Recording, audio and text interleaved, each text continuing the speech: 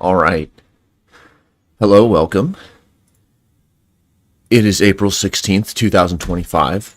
This is Active InferAnt Stream 12.2, and we will begin it with making a GitHub push to the repo that all of the work is going to be in, continuing on from 12.1. Start stream. This is going to the GitHub repo Active Inference Institute / CEREBRUM.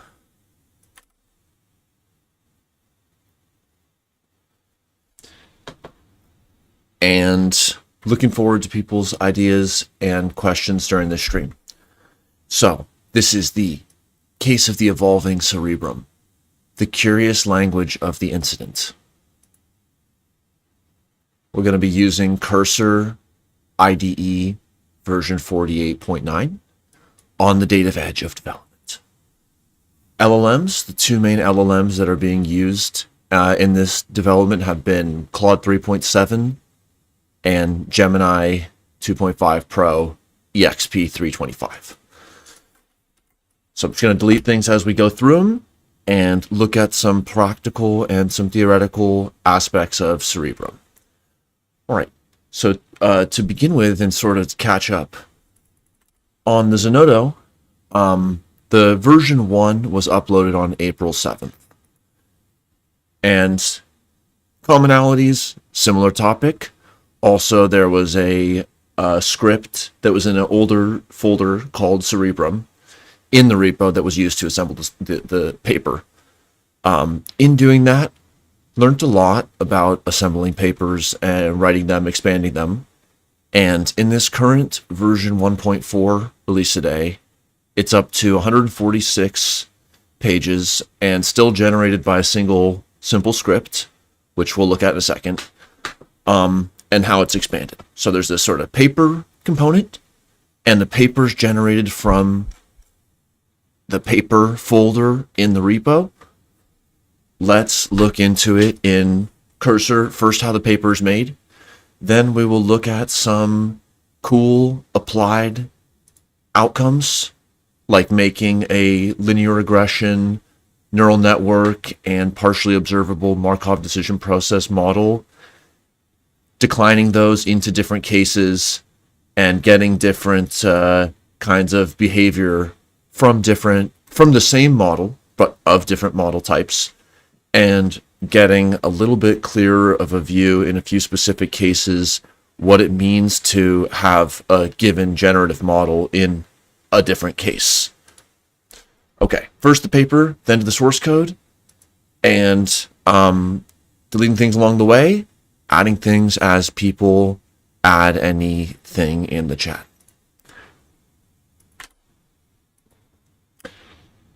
All right, first the paper generation. Oh, and the documents. The README in the paper folder describes this process. Assemble paper is a script of 551 lines that looks into the component section and assembles them into the output. So in the output, there is the PDF that's generated, which concatenates the title page, makes a tables of content, including all the main text sections, however many there are, and then all of the supplements, however many there are. It also outputs a pure markdown concatenated version of the assembly process, and it outputs an HTML version. So here's a website rendering, clickable links, still has the inserted images.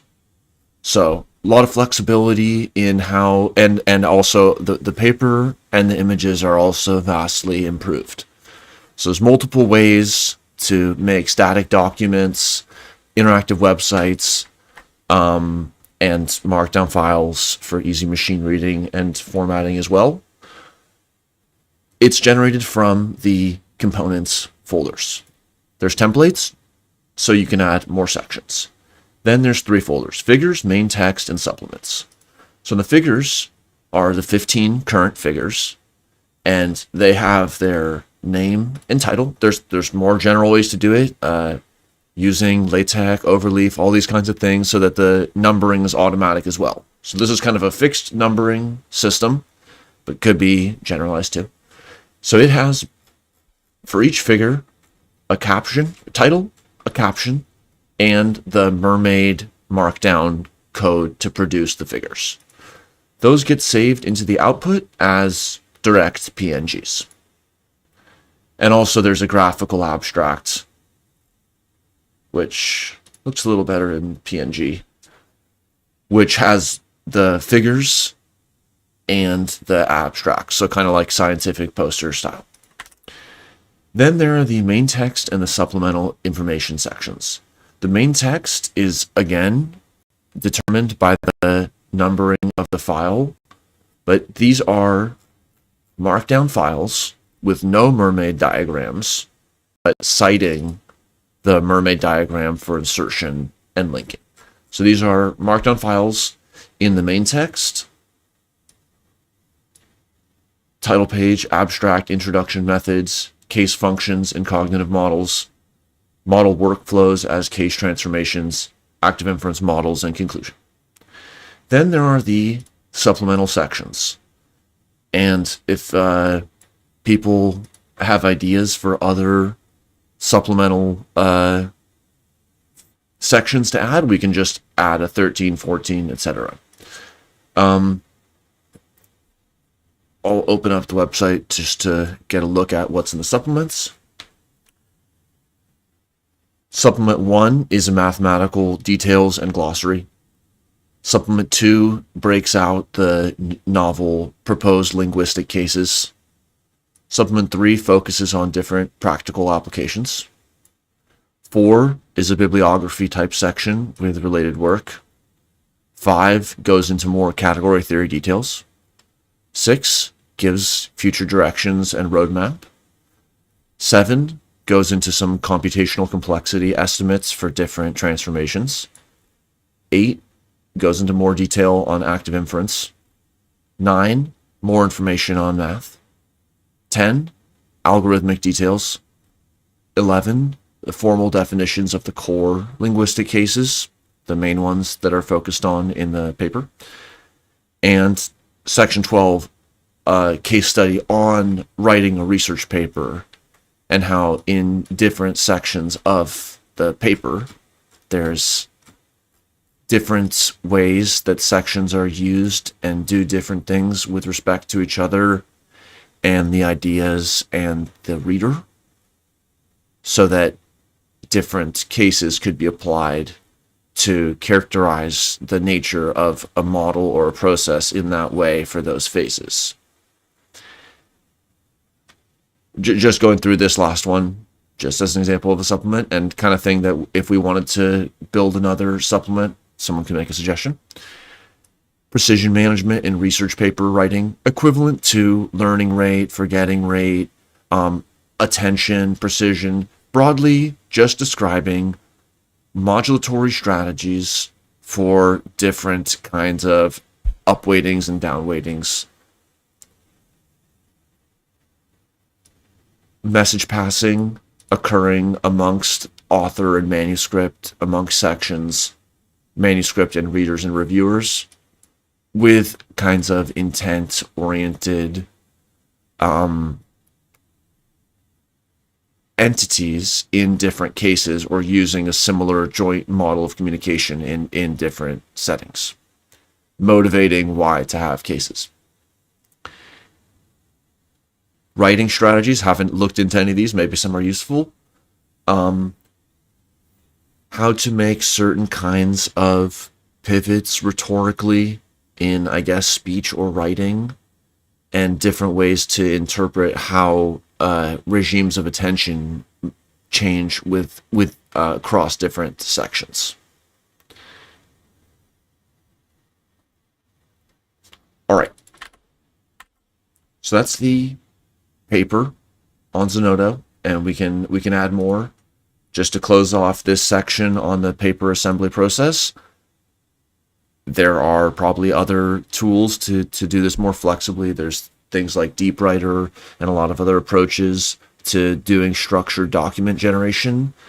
Building it from scratch with Cursor is still pretty interesting, and having plain text, multiple sections, possibly doing lumping and splitting, like have introduction 3.1, 3.2, 3.3, or just a more flexible way to order the sections. It makes it really easy to go into a section and add some kind of feature using Cursor. Like here in the introduction, just add one relevant paragraph to the end.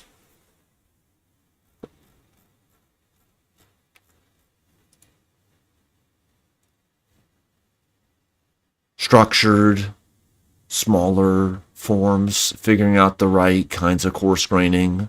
Obviously, just having a dictionary isn't writing a paper, so having things broken out to the word level might be kind of a granular way, but maybe there's something interesting about that format, having a lookup table of the dictionary and encoding sections and words in a totally graphical way.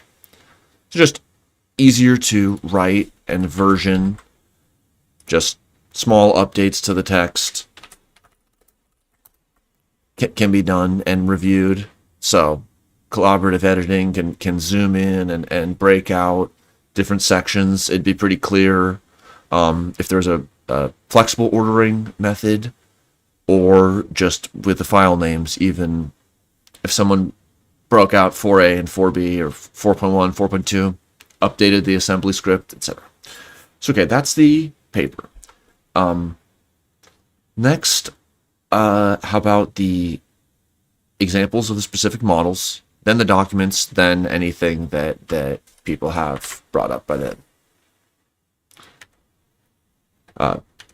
Bigger picture, how do we integrate case-based logic, so nouns in different roles and sentences, however treating models as sort of noun entities? How do we do that in theory and practice? Different ways to make visuals. Mermaid's been super useful. Maybe there's other plain text formats that are useful too, but creating good system and process diagrams, structuring information from prose and tables and lists. Math with LaTeX. All right. Linear regression, POMDP, neural networks. So this is in the tests, in the source SRC folder, tests subfolder. Let's see if CodeViz will give a good representation of this.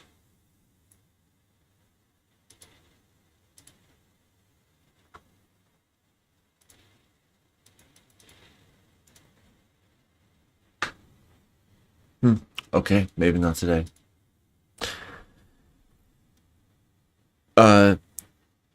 In the tests folder,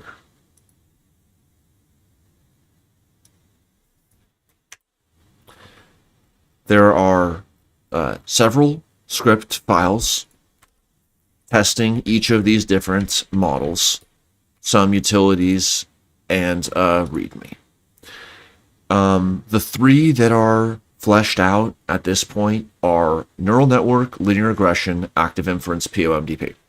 So in each of these cases, there's going to be a single model that gets defined, and then it's going to be deployed in different ways, leading to visualizable, analyzable differences in outcome. So let's just look at some of the images first. Okay, here's a graphical summary of how, for the very same neural network, whatever kind of technique is being used, there are different ways that, just considering neural network like a noun, let alone the referent of what it means. But there are ways that people talk about models. That's the curious language, is the what people talk about when they talk about models, and it's right there in the sentence, though in a way silent in most cases in English. There's the neural network does something. Standard dictionary form nominative. The researcher trains the neural network. Like the researcher looks at the neural network. Accusative case, recipient of action. Direct and indirect, similar with dative, more of like to give rather than to look upon. Genitive, outputs of, one of the cases that's visible in English with the apostrophe S, like the table's leg. So it's the outputs of the table, and these are, it's a different way to talk about the outputs of something. Just at the first pass, it's used in a different way in the sentence.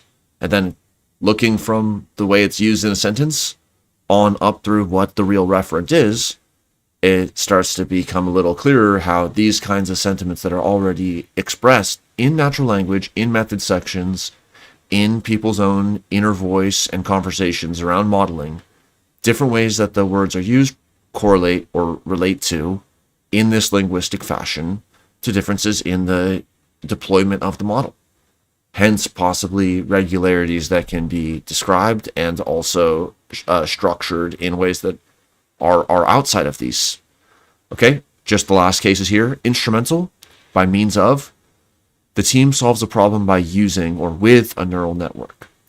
Locative, the patterns exist within the neural network's layer. So referring to the model as a location where there are spaces within or being in time within the model. Ablative, the errors originate from the neural network weight. It's kind of an interesting case. Has some similarity with genitive in some situations.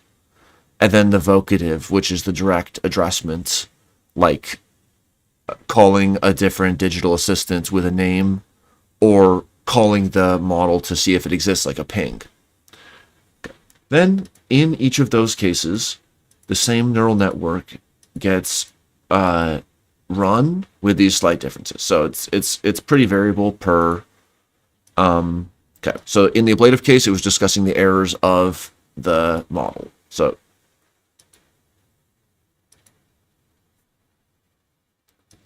in the accusative, the model was being trained. So this is just a trace, as would be in some other kind of machine learning paper describing the target of optimization, like in the method section where they say, we trained the neural network to ... Here in the dative was the giving of data. So this is just describing, as a function of input distribution, what do different activations look like in the model. So as it's being given different gifts, what patterns are arising.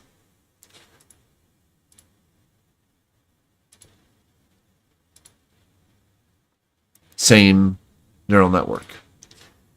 Here in the generative case is describing function outputs, output distributions, some animations of generating output.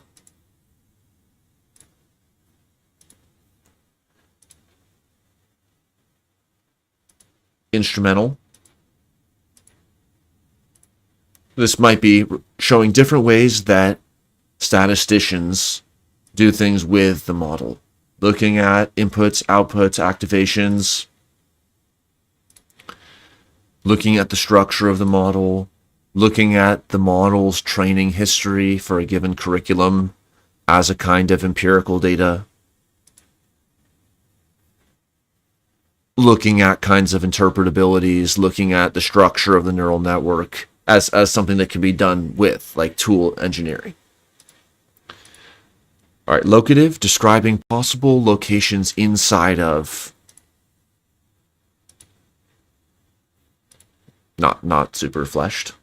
Nominative, showing the model in its agentic operation. Like when people say the model does this, the model learns to fit this. working as active agent generating predictions, though those predictions would be the predictions of. So it could be the same reference. It could be used in within one sentence, A threw the ball to B, and then B threw the ball to A. So within one sentence or across sentences, different nouns are used in different cases. And they're marked differently from a written, from a speaking perspective in different languages. Similarly, models as/like nouns are used in sentences in different case settings.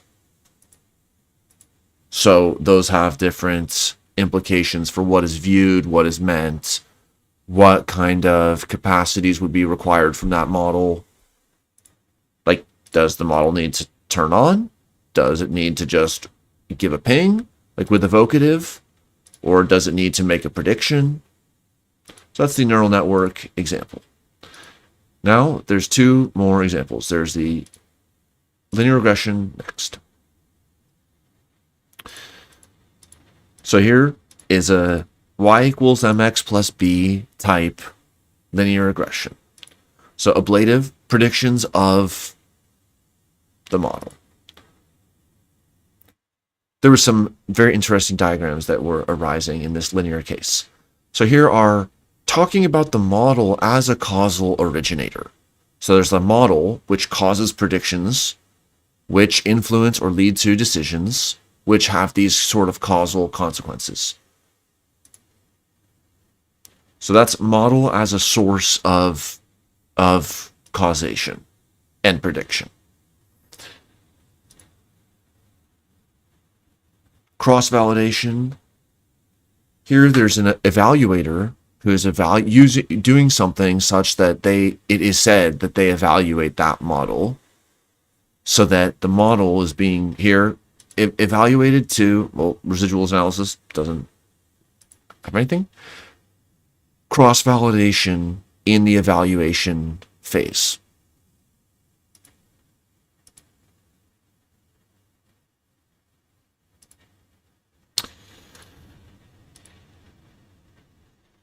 Here, the model is, in the dative case, the recipient of data. Like, I gave a present to my friend. I sent data to the model. And that is reflected in the batch ingress process with different sets of data, or like perfective and imperfective. Like, the streaming online real-time data model was receiving data in a continuous, and then the perfective, like the model finished receiving 50 units of data.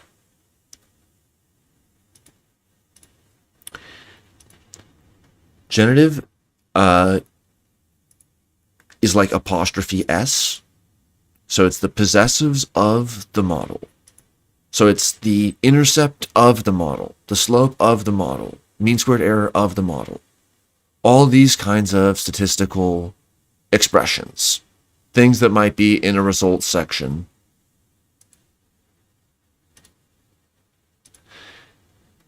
Instrumental.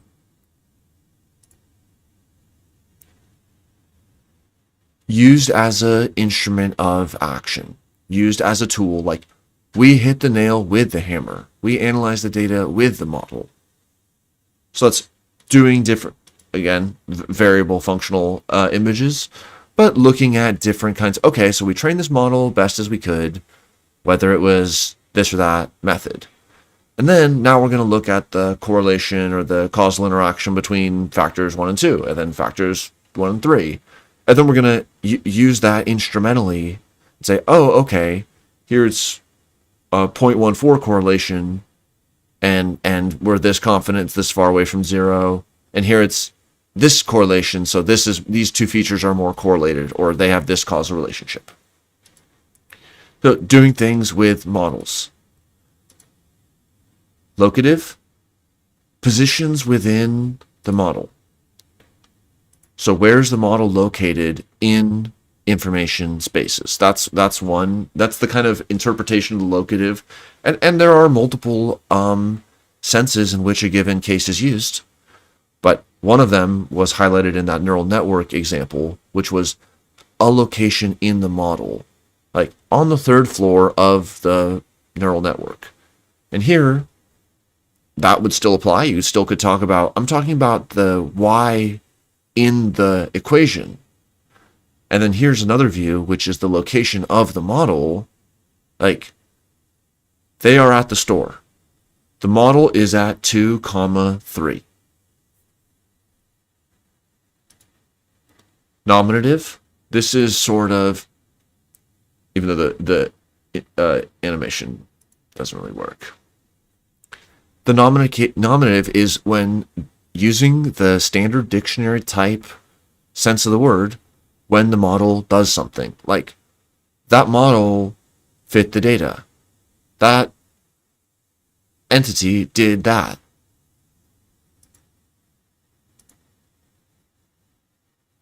Model as actor, fitting the data. Model fitting data.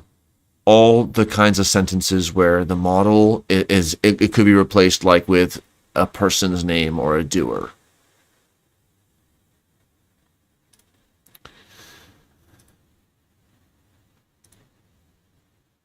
Vocative. So here, this has some, there's a few funny ways the vocative is used. This one is, in the vocative case, data points directly address the model. So each point communicates its residual value to the model line. This direct communication visualizes the conversation between data and models, similar to how we might address someone by name. So this is almost at a sort of algorithm as communication level, thinking about information processes within, like, oh, negative 2.55 told the slope where it was, and the slope told back its residual. So that kind of, whereas in the neural network case, the vocative focused on the addressment by name for like a digital assistant. Okay, here's some other vocative uses, even in linear regression. So it's the data, and then the model's prediction, and then is saying, I'm telling you how far I am under the value. Another interpretation of algorithm as communication, where a given variable, x, is saying, hey, slope, multiply me. So x times 1.97, and then to the intercept, the other part of the mx plus b says, add 4.98, and then combine us both, or we get combined, or I'm the final answer after combining. It's sort of like a linguistic approach to describing information flows and algorithms.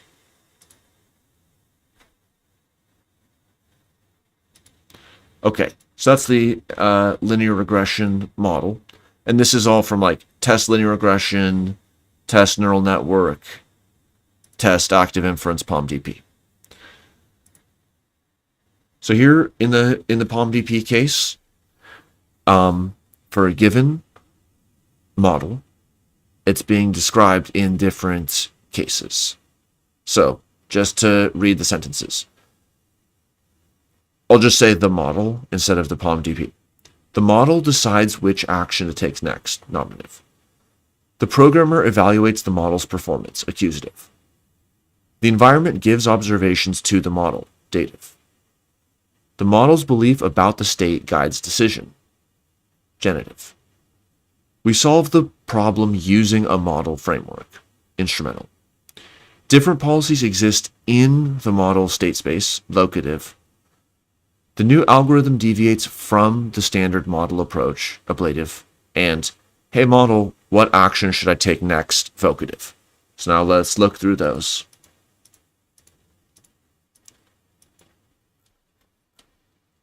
Start at the bottom.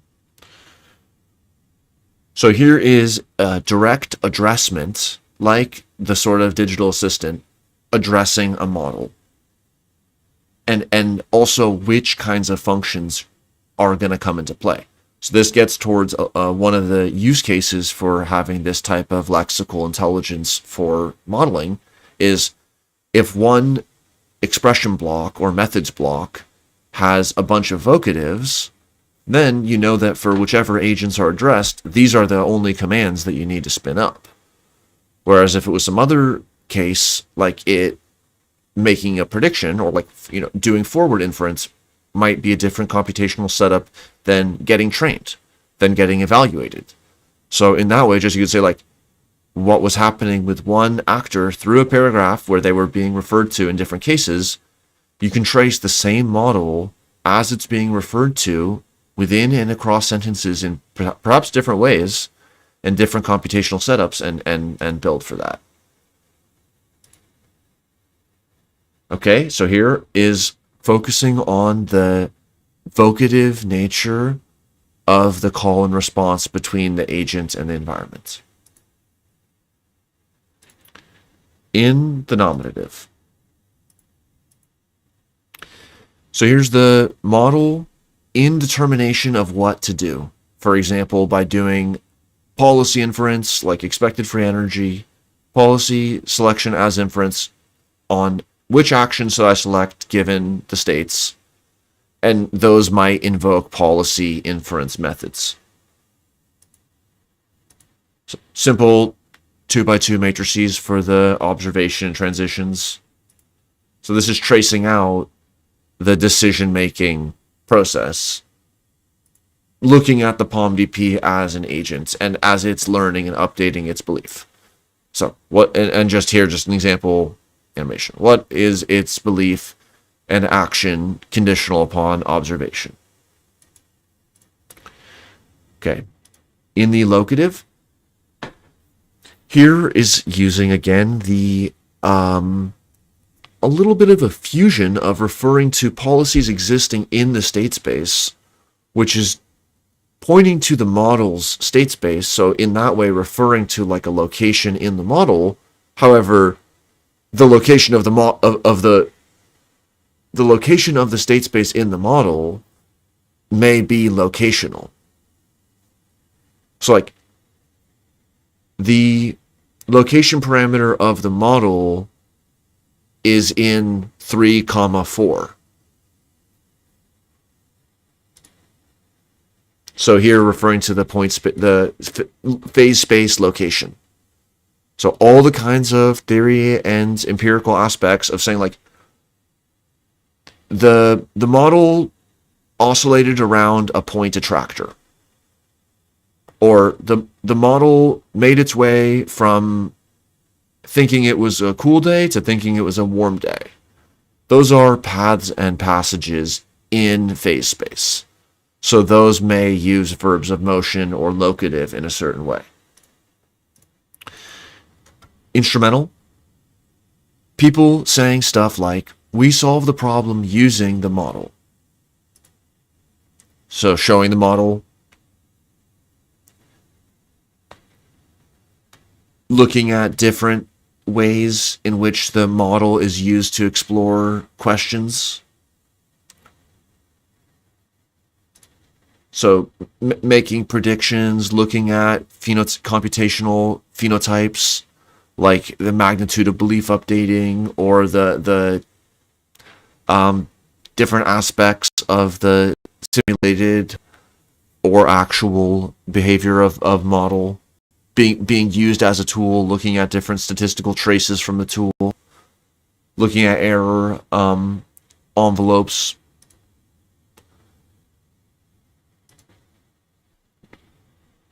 Generative is like the generative AI, the generative AI, like the output of GPT, or the text wrote GPT's text, the text wrote by GPT.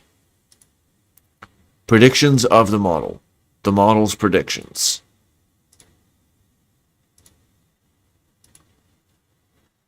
Looking at the beliefs of the model. Looking at the collection of them. Looking at the predictions of the model. Looking at the beliefs of the model in relation to observations of the model. Or it could be said in relation to observations sent to the model. So it'd be like another way to use observation and basically convey the same syntax, which is like, we all get it. It's getting data points. But literally, as it would be with a noun, even though the two expressions, as a function of observations of the model, as a function of the model's observations, is using model in the genitive as having observations that are possessed by it, or you could focus on the sender of the data and say that the data were sent to, or the observations were sent, or X sent observations to the model. So those two features might both be true. They might be isomorphic. They might highlight different features of that setting. But that's just an example of how many ways there are to map expressions about models, model linguistics, to models in theory and practice, just like there's a ton of stuff that could be said about a tree, and just the tree grows, the leaves of the tree, people looking at the tree, like all those things that are kind of kicked off by prepositions in context. All right, last ones for the POMDP, and then to the documents, and then to any ideas or questions people have. Here in the dative, environment giving observations to the POMDP, like what it's direct, indirect object. The POMDP gets observations from the environment, is having the POMDP doing something, getting. And then here, the environment gives observations to the POMDP. So looking at the impact of observations, which might describe very well the same graphic or related graphic as was used. Just like the mass of the leaves and the branches mass are referring to different levels of analysis of a tree, and they're using a different case, but they still may be very related measurements. And more importantly, we're talking about the same tree. So this is the same POMDP, possibly the same run of the same POMDP. But if you start to think about just models as they are spoken, about the kinds of things people say about models, like, first we designed the model, then we used the model to generate this, then we sent training data to the model, we got the model's errors. So it's like that kind of talking about models aspect sometimes refers to the very same model in the exact same situation.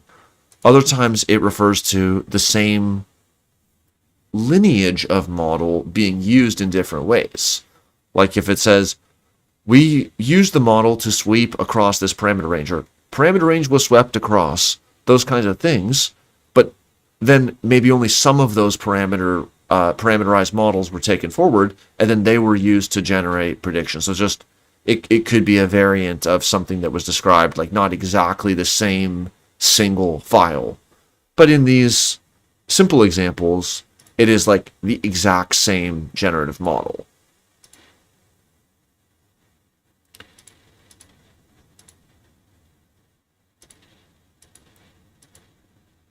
All right.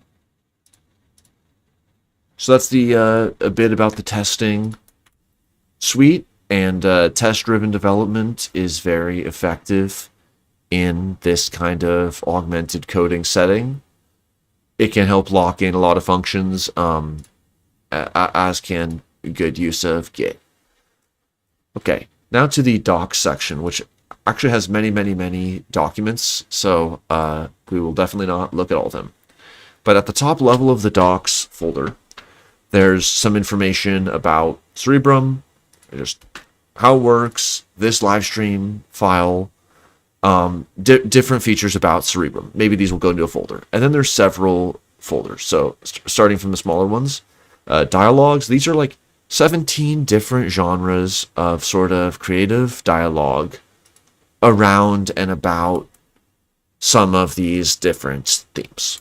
So it's and possible to write more. So just to show what that looks like, just dragging dialogues in, or it could have been at dialogues, write in new dialogue that will be very YouTube appropriate for all the topics that are referred to in paper, comma, it is a live stream, so make it most possible, like most YouTube live streams do. Okay. Discussions. This is a few different comments that people have stated related to the work, and I just responded to the comments in writing in GitHub just because it was easier to express and share it. Examples. There's just a few examples, and we can revisit this one too. Just this can have a growing number of specific the linear regression, but it's just documents related to examples. So here, let's do a new. Now there's up to 3 parallel chats in Cursor. So let's write examples up for the functional taking an output. Maybe in the future these kinds of drags will be less needed. They help get it right on the first one. Linear regression, neural network.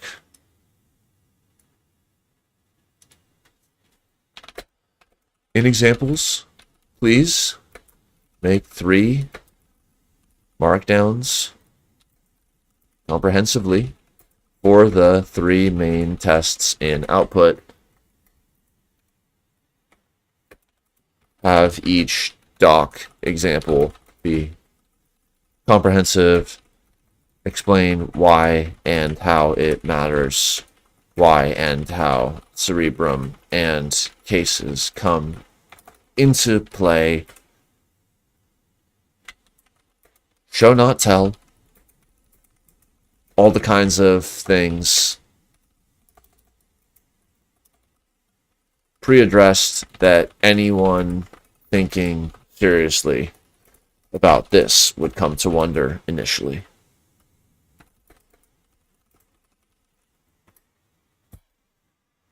Okay, back in the dialogue space. So, like that, once there's a genre within a folder, even if it's a hyper meta genre, like dialogue, it's possible to just say, okay, or add a new dialogue with this theme. Okay, so that's the examples happening. All right, then there's the insects folder. So some of this may have images that fail to render, but let's look at these in GitHub. Okay, so here's just zooming in, just a couple layers, just a couple prompts deeper into, all right, how do we apply Cerebrum to entomology?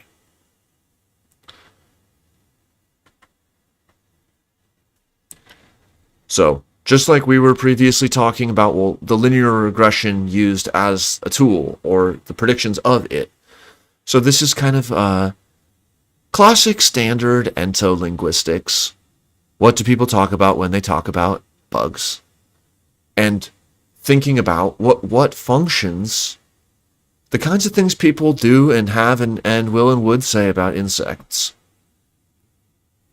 Taking a first pass at the syntax of what they said, what are those insects being said to do or have done to them or their location, etc., in that method section or in that natural history report? So it's like, are we talking about different functional roles, different places where in describing that function, that natural linguistic case would be used?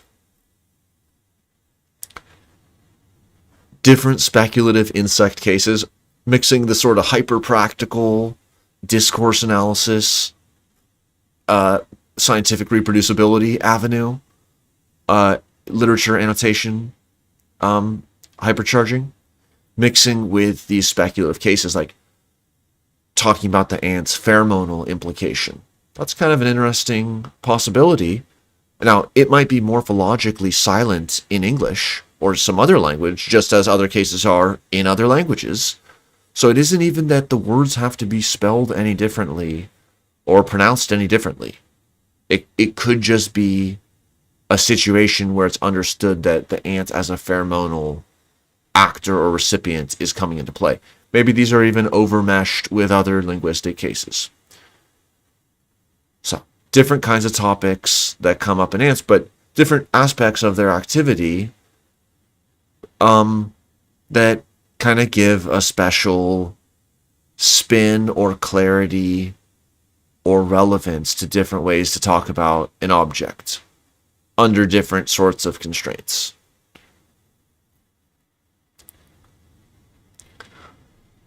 Looking at the ways in which this big difference amongst languages of the world, the nominative, accusative, distinguishing models acting from models being acted upon, regardless of the action's transitivity.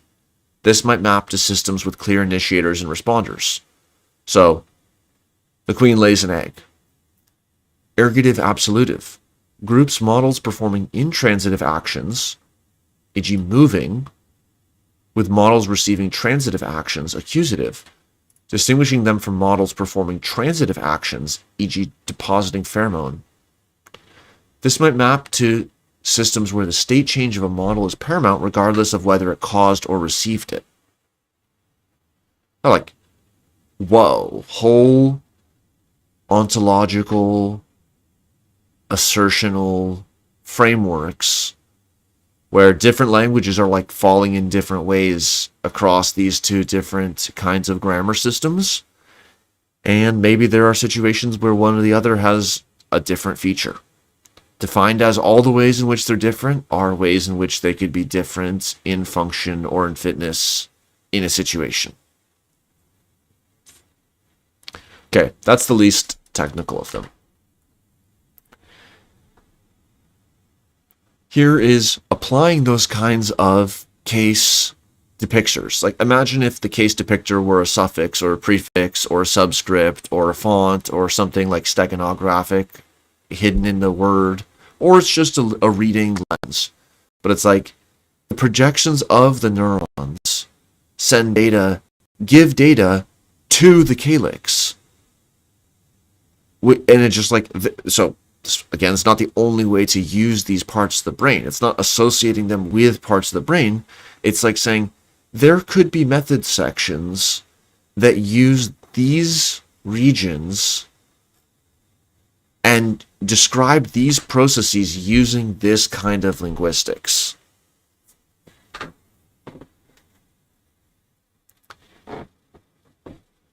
Different computational precision parameters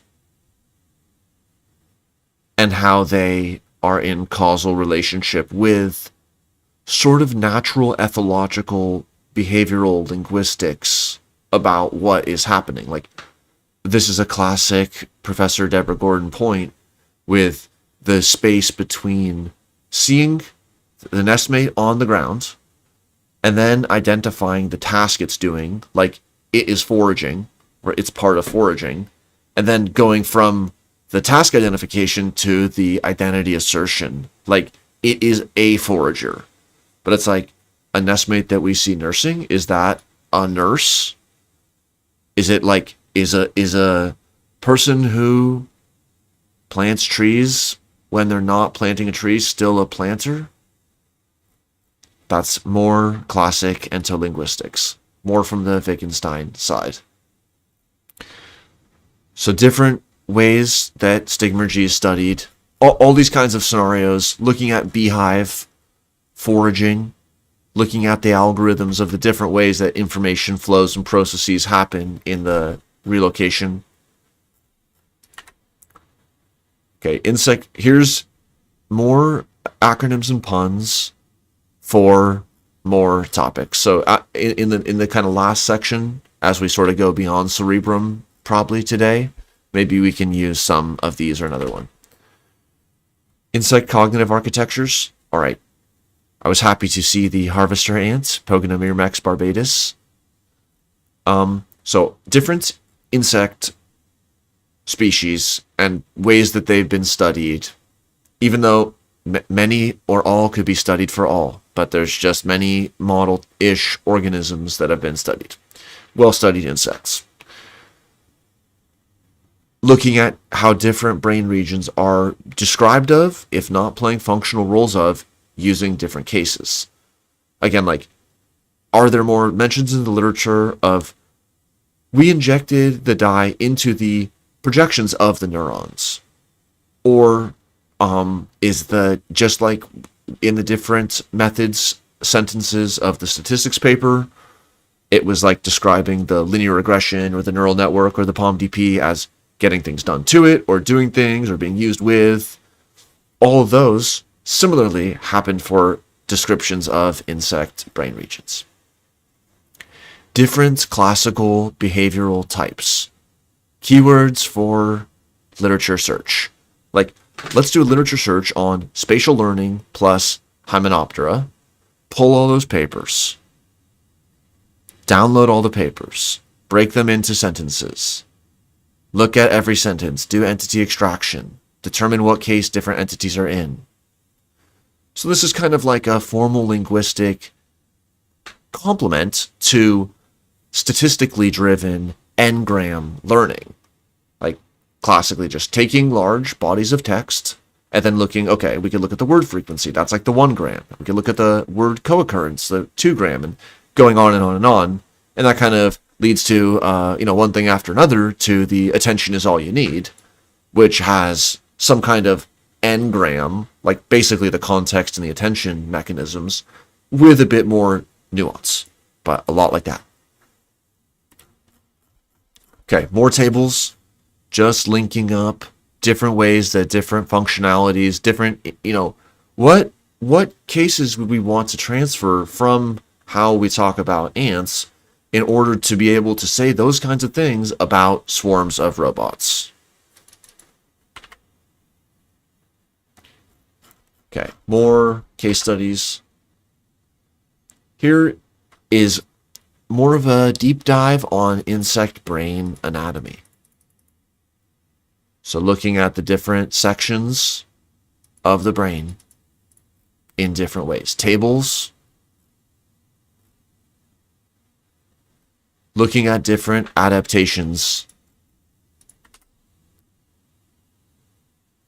More brain mapping, more connection with species, behavioral functions, neurotransmitters. So it's like there's, again, going to the literature and annotating where those kinds of things are said.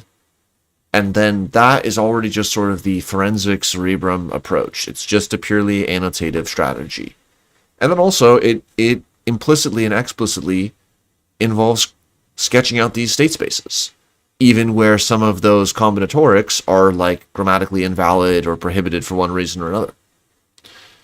Okay, not all these work. This one doesn't work. Different brain region, different insect research that could be done. Okay. Then there's 2 folders with a lot of documents. So the first one there is languages. So languages, first there's a folder, computer. Computer language, this has several dozen computer languages. So let's look at Go. We'll just look at one computer language, then mainly at natural languages.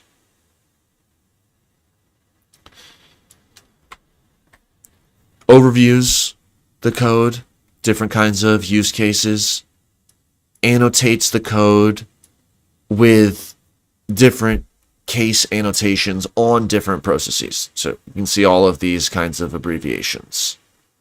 So different ways, just on looking at even just one line of code, one language might say the data is sent to X from Y, or Y sends the data to X, or just data X, Y. So, not to go into this on the computer side, but the human languages folder is also very rich. There are a variety of languages. The README is pretty much updated. Let's just look at a few. Esperanto. In the previous stream, we looked at how the Hungarian case system has onto, on, and from a surface. So sort of perfect for different functionalities of interfaces and boundaries. Interslavic.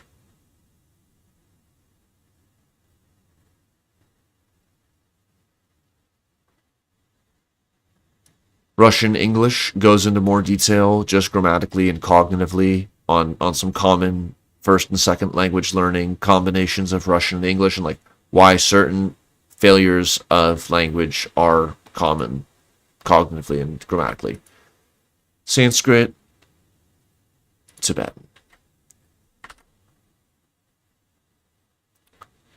So Esperanto, overviewing the case, just like kind of more like a grammar textbook, like a really fast summarized grammar textbook.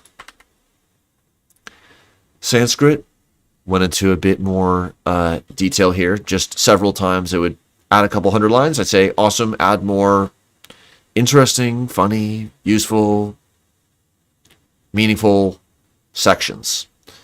So different case information. Different ways that a model, like an NLP model, could be used according to those cases.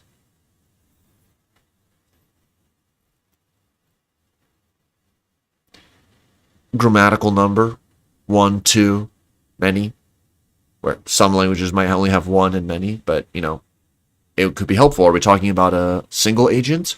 Are we talking about the dyadic communication setting, or are we talking about the more, you know, three's a party? Different syntactic features. So this could relate to if we have a given model and just we're going to be using Python or subscript or special characters or prefix. It's like whatever morphology setting you're in with the model, there might be different kinds of certain things might be easier to express or others, or might have different consequences. All right, then just kept on going and just say add more. So lots of more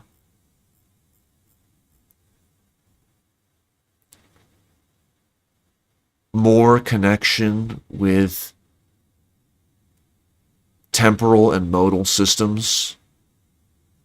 So like this starts to get into the beyond Cerebrum stuff that we'll do in a few minutes, but like there are other parts of speech and other linguistic techniques other than case, even though Cerebrum has focused heavily on case in these kind of two streams / early versions of the paper.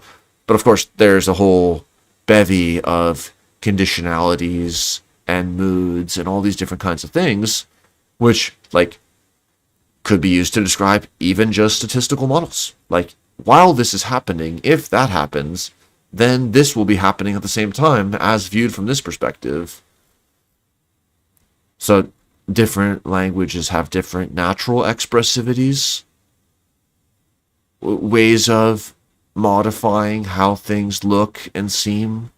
Some languages modify certain things for sex, others don't. Some modify for number differently. They, of course, have different heritages and connotations and different concepts that are sort of already there. And then also they all have different and including created contrived semantic systems as well. They have some commonalities and differences. So for certain kinds of computational semantics, there may be some very small programs or some very secure ways to do this or that. And then Tibetan. Let's just see.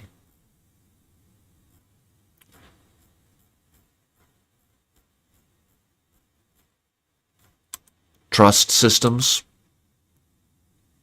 Evidentiality markers.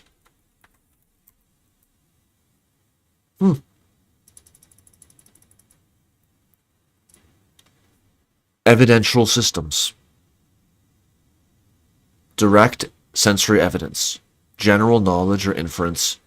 Personal experience or witness. With suffixes. Direct, indirect, witnessed, hearsay, and inference. Also think about legal ontologies and different ways that this kind of relates there.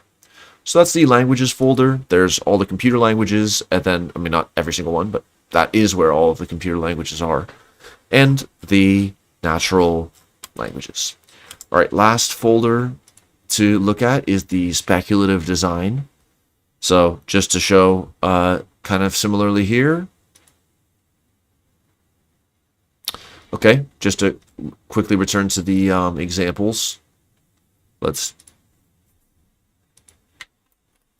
push the GitHub, go to the examples, and then look at the 3 new that were written just now. POMDP, linear regression, neural network.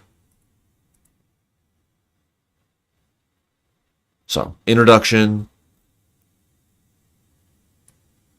laying out what are all these different cases about, how do they apply to the POMDP, what does the demonstration do? Linear regression, background on linear regression, laying out what is different and why it matters. And the neural network case, similarly. Okay, in the speculative design folder, we will add one more document.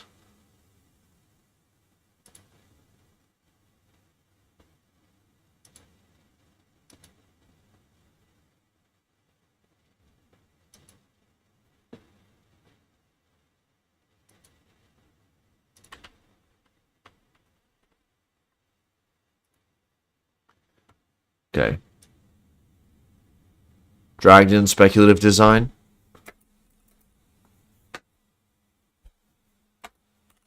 In this folder, write the most vastly layered, comprehensive synopticon of the. Just gonna drag in the. Or I'll just drag in the single markdown.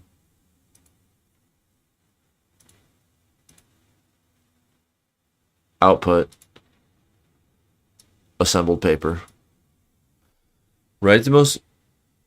And do it most absurdly and information densely in the style of something that strangely would make a lot of sense to see visually on a live stream about this topic, yet be essentially incoherent in the linear reading, conveying all the concepts totally.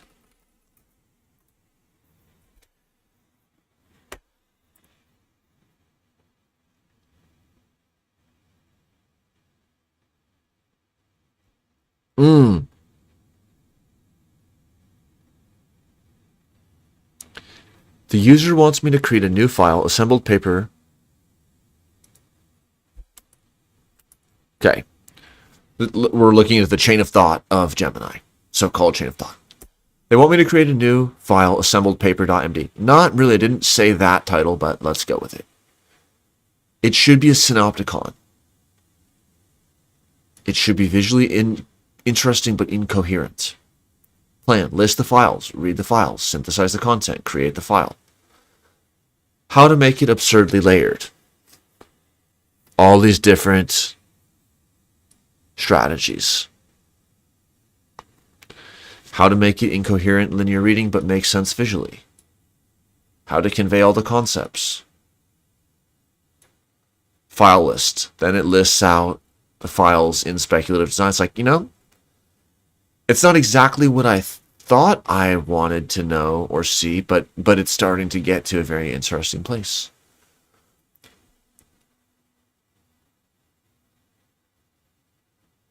For each snippet, randomly or pseudo-randomly, maybe based on file order, intersperse headings, bold terms, list items, and short sentences phrase into the main synopticon string. Use heavy markdown formatting. Prioritize density and visual chaos over linear coherence. Oh, brother. Ensure terms, concepts from all files are included.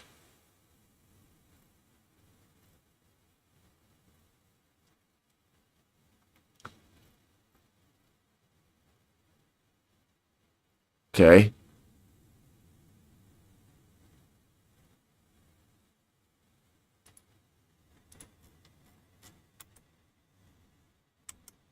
Still going. This is just the beginning. Incorporating elements. It's like, this is doing quite many cycles of thinking, reading, doing. Lots of tokens being generated here. But meanwhile, let's let it cook. And there's a few that are pretty fun here. So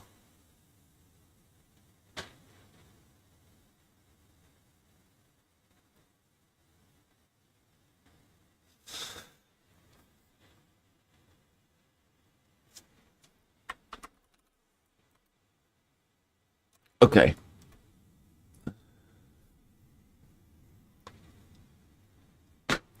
So here's a Daisy Dalrymple satire, free speech usage, as they all are, where it's a sort of early 1900s detective story.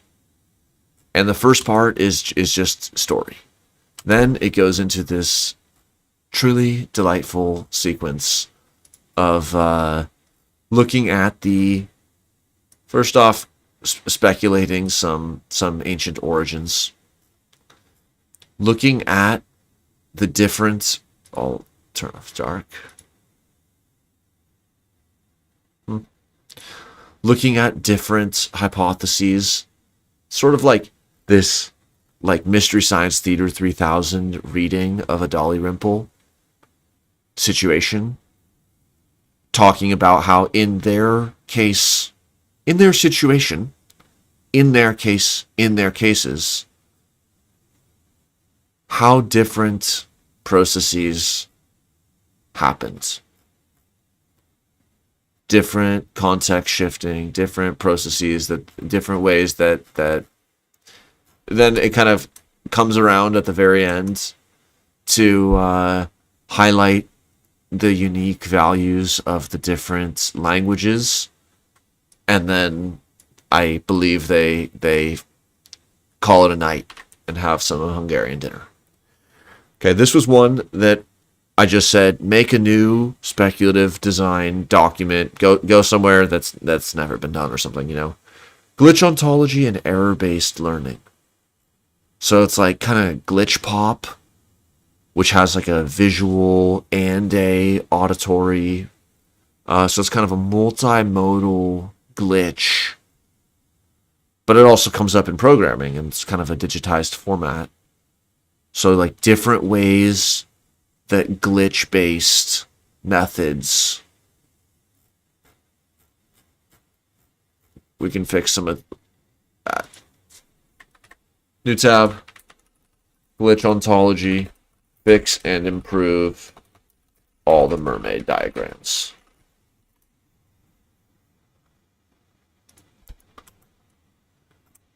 This is probably the longest Gemini sequence. Oh, okay, so it ended there. Continue to refine the synopticon and read all papers, and then save the final full file.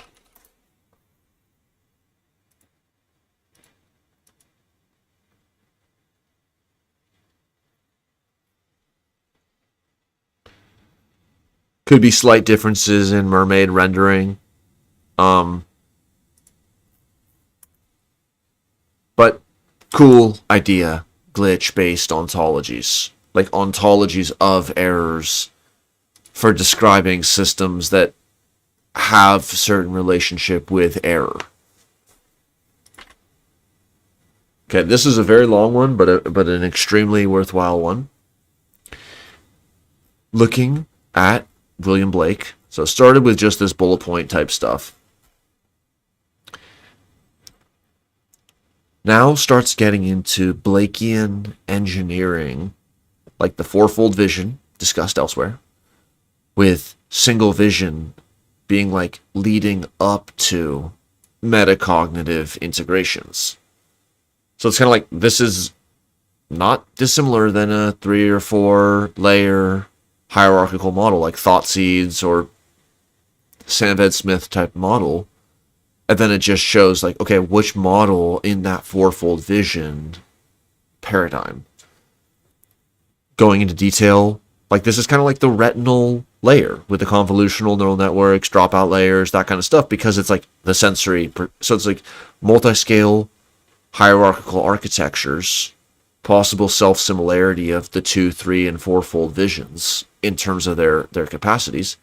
Going into the ZOAs, looking at cognitive functions of the integrated albion and the different kinds of functionalities. Fractal self-similarity with eternity in an hour. How would that really get implemented? Different cosmological parallels.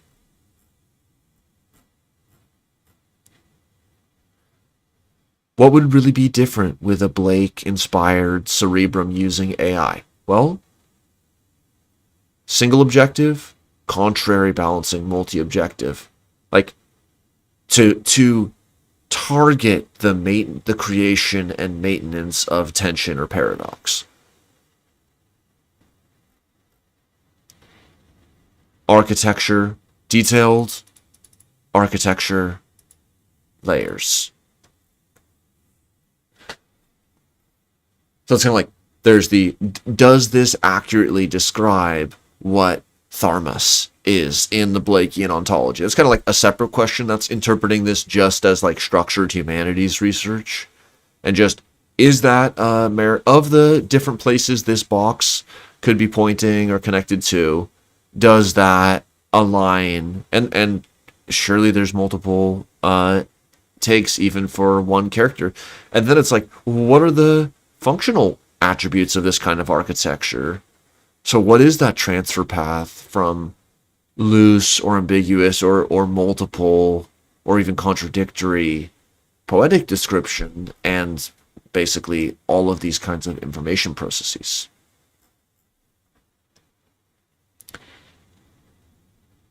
Generation reality layer, Belua generative layer. That's the twofold vision. Threefold vision, Golganuza creative layer, and then the Eden integration layer.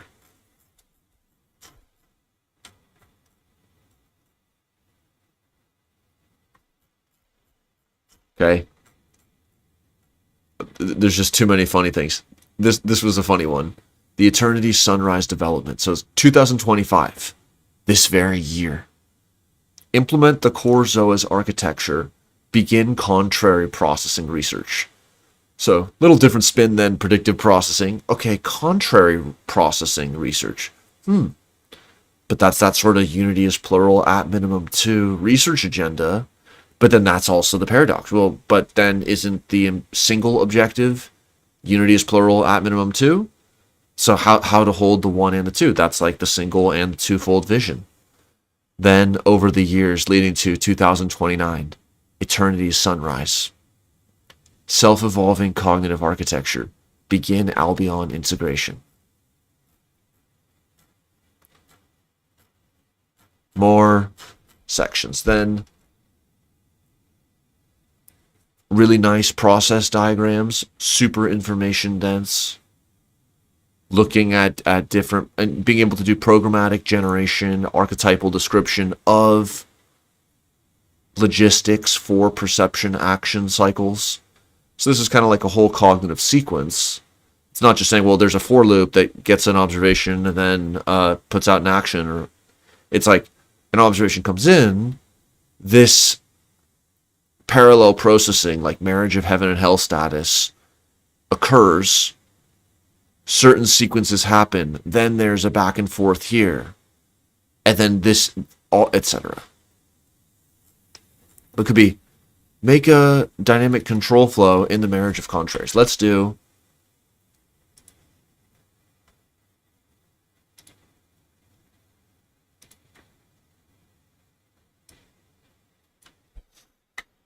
make a vast, comprehensive, dynamic control flow with massive level of detail of process diagrams. Something completely capturing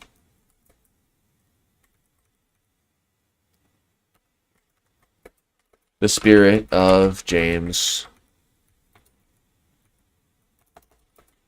Joyce, all the most chaotic and river run-esque stuff. Also do the same in another design file for Cerebrum plus Infinite Jest.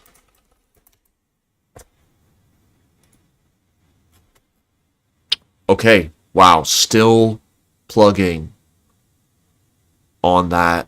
Those are almost certainly the two very longest executions I've ever seen from Gemini. For the sheer number of steps. Okay, then the last one before we push those updates, look at the new ones. This was as per the request of a friend on John Dee, who lived from 1527 to 1608. So I was not extremely familiar with Dee, but this was a really interesting approach that brought together those process diagrams, different kinds of cartography, spatial computing, time, cryptography, secure communications. So it's kind of like John Dee's work transferring onto what was said in that work and what has been said about that work onto the specification of cryptographic or of like esoteric semantic components.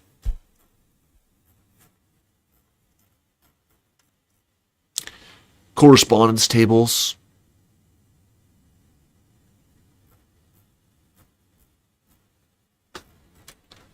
Active inference topics, category theory, terms.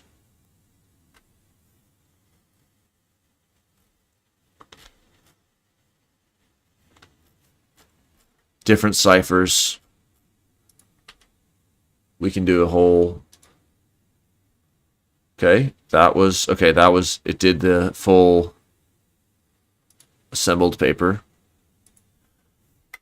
Make a vast speculative design document on using Cerebrum for cryptographic design, syntax, semantics, cognitive narrative.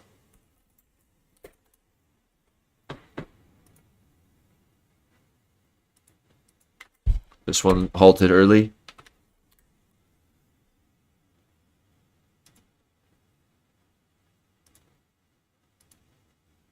Okay, let's look at the assembled paper.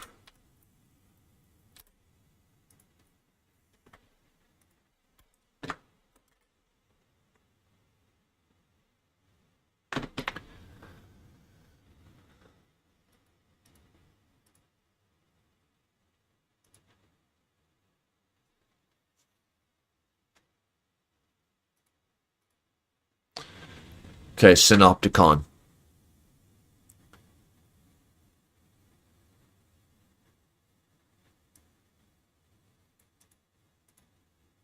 This was prompted again to be incoherent to read out loud, but to give a lot of information when visually looked at.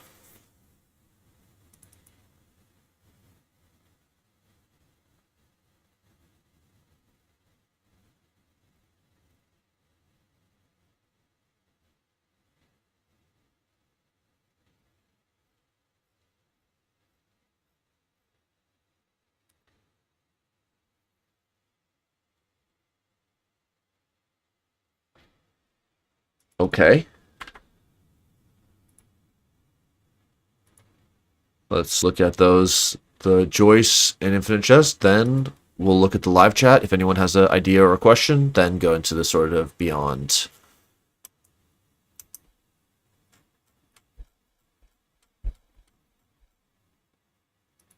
So here it didn't make the file, but that's what's so fun about Cursor. Put that and improvements and additions into a file with the right name. And also, this chat is getting long, so that's why there's this start a new chat for better results down there. Okay, push these.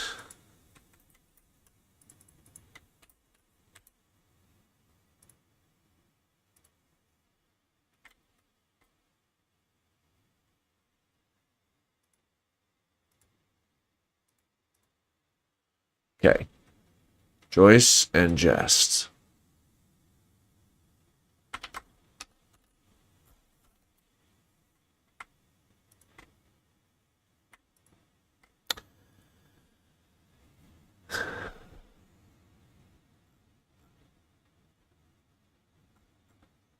Okay, Infinite Jest.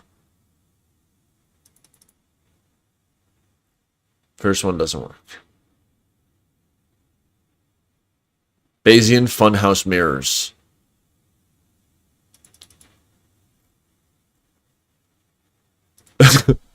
This sounds clean. It rarely is. Okay. And the Joyce.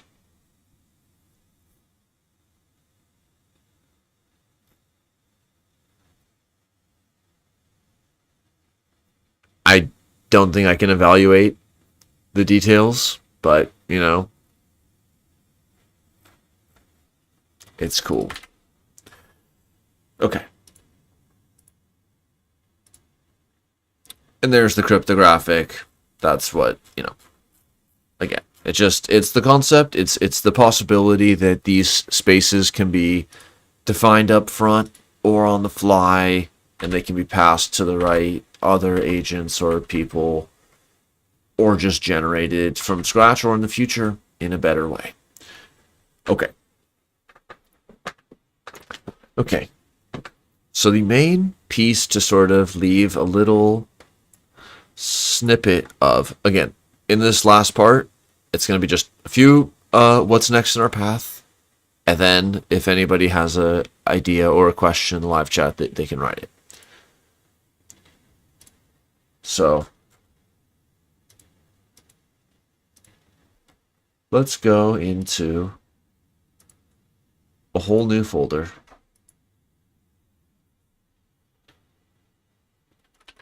Beyond Cerebrum.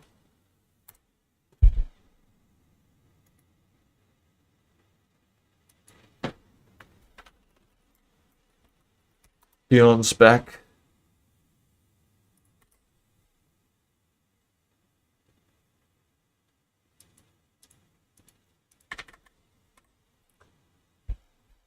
Okay.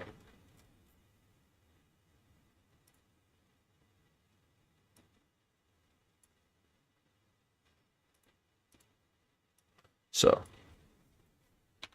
given all that information on Cerebrum and all it can do with grammatical case, let's zoom out and think beyond it. Let's come up with insect or other invert related acronyms conveying absolutely total scope of what can be considered a, quote, full linguistic intelligence method, whereby all the parts of language, verb, noun, all parts of speech, moods, etc., are firstly formalized into the kind of operations which flexibly can and do apply to, e.g., linear regression, neural network, Bayesian graphical model. Then, in that case, with full formalization, we are only in the tip of the iceberg in terms of xeno and exolinguistics.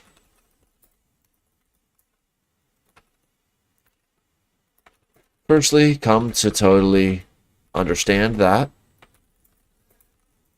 then spec out completely this, quote, beyond CEREBRUM effort.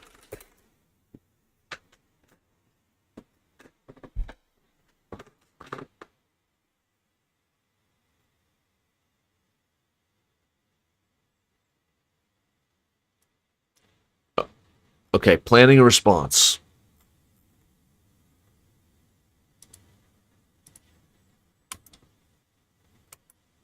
Formica. That's a nice ring to it. Myriad. Mantis. Apis. Locust. Vespa. Arachne. Silk. All good.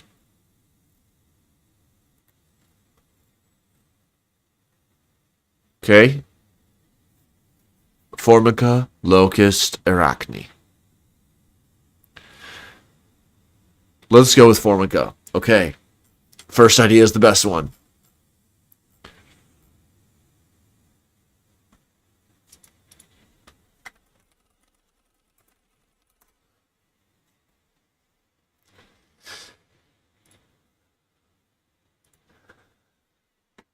Continued. Just pre-prompt, pre-writing what I believe or expect I will want to say soon or next.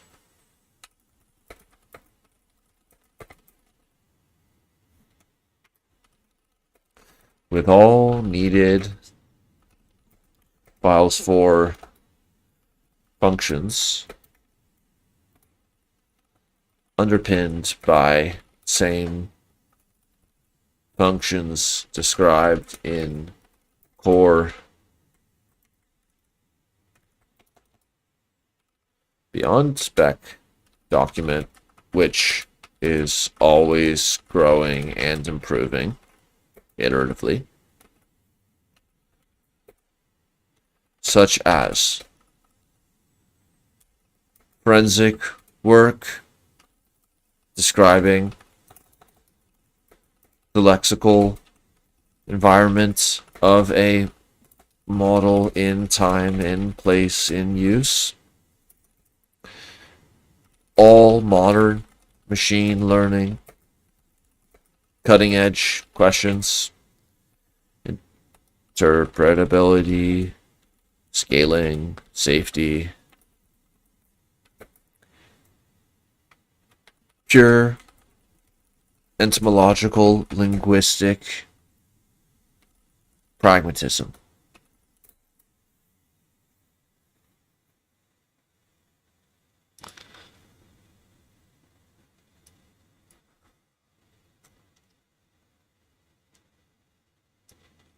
Wow.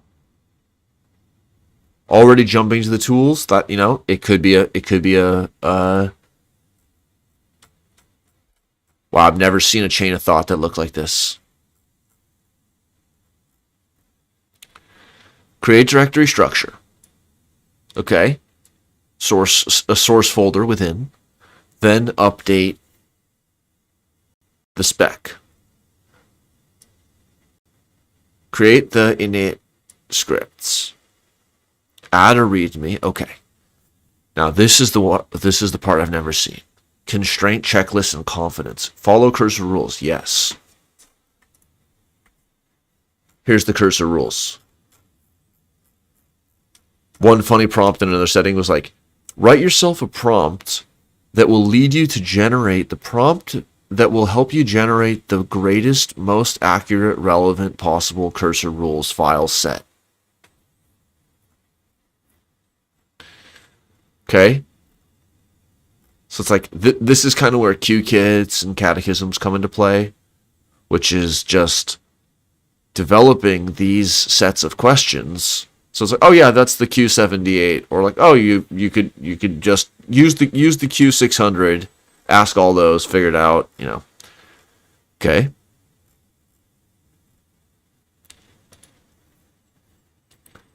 Placeholder for a lexical environment. So for this one, we can we could scrape papers or scrape websites, and then use anything from rule-based methods to existing software packages to LLM API calls to say, okay, given what we know about Cerebrum and whatever this Formica or whatever system is, given that, what are the entities? What cases are they in?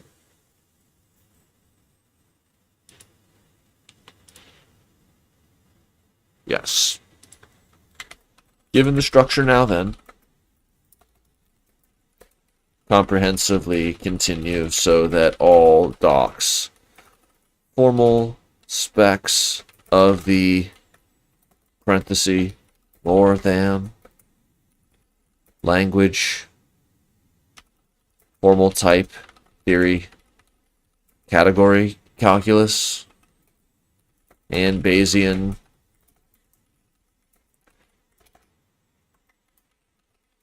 cognitive functions are 100%, 100%.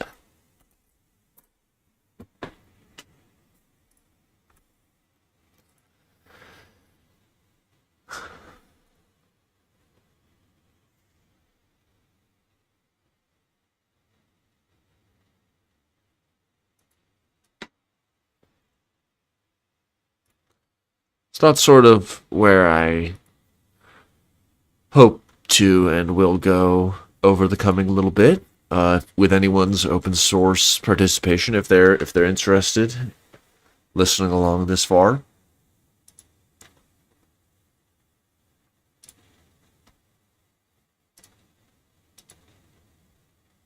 Let's read that doc.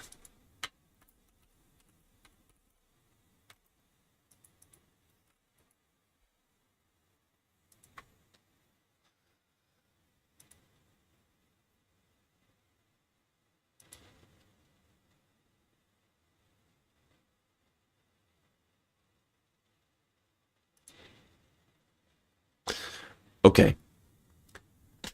Cerebrum provides a powerful framework for integrating case-based reasoning and Bayesian representations, focusing significantly on the role of grammatical case in structuring meaning and reasoning. While valuable, case grammar represents only one facet of the complex system that is human or potentially non-human language. To achieve a truly comprehensive computational understanding of linguistic intelligence, we must expand our scope significantly.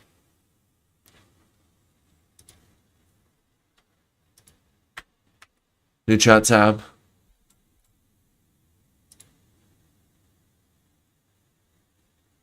Speculative design. Looking past even future horizons.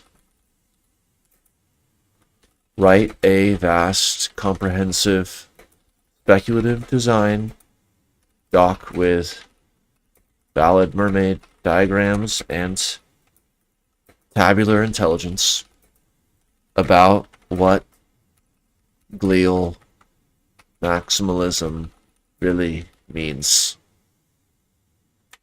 Parenthesis, in-group discussion only.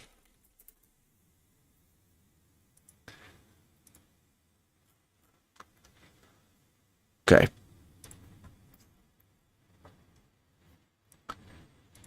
Okay.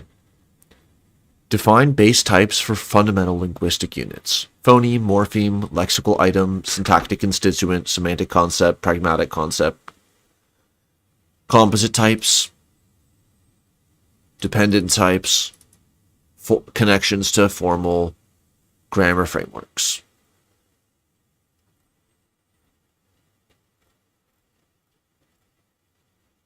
Laying out those types.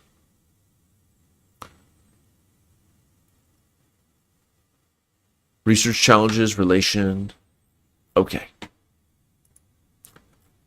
But just continue. I'll start a new chat for better results.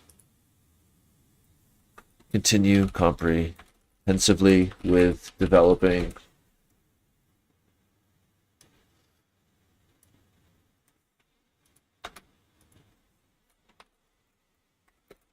have all needed documents in Fractal Docs folder, have all source code and tests, start running and developing the full simple modular test suite now.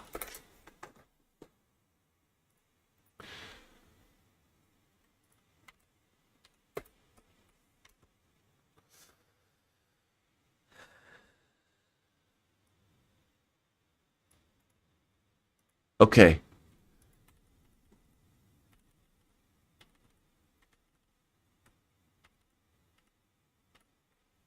Okay, question from the chat. What kind of predictions might you have about case uses across disciplines, experience in the field, or experience with the language? What would it reveal if case use was different across groups? Okay. And another question, live chat. Can we mechanically deform the cranium to 10x the cerebrum?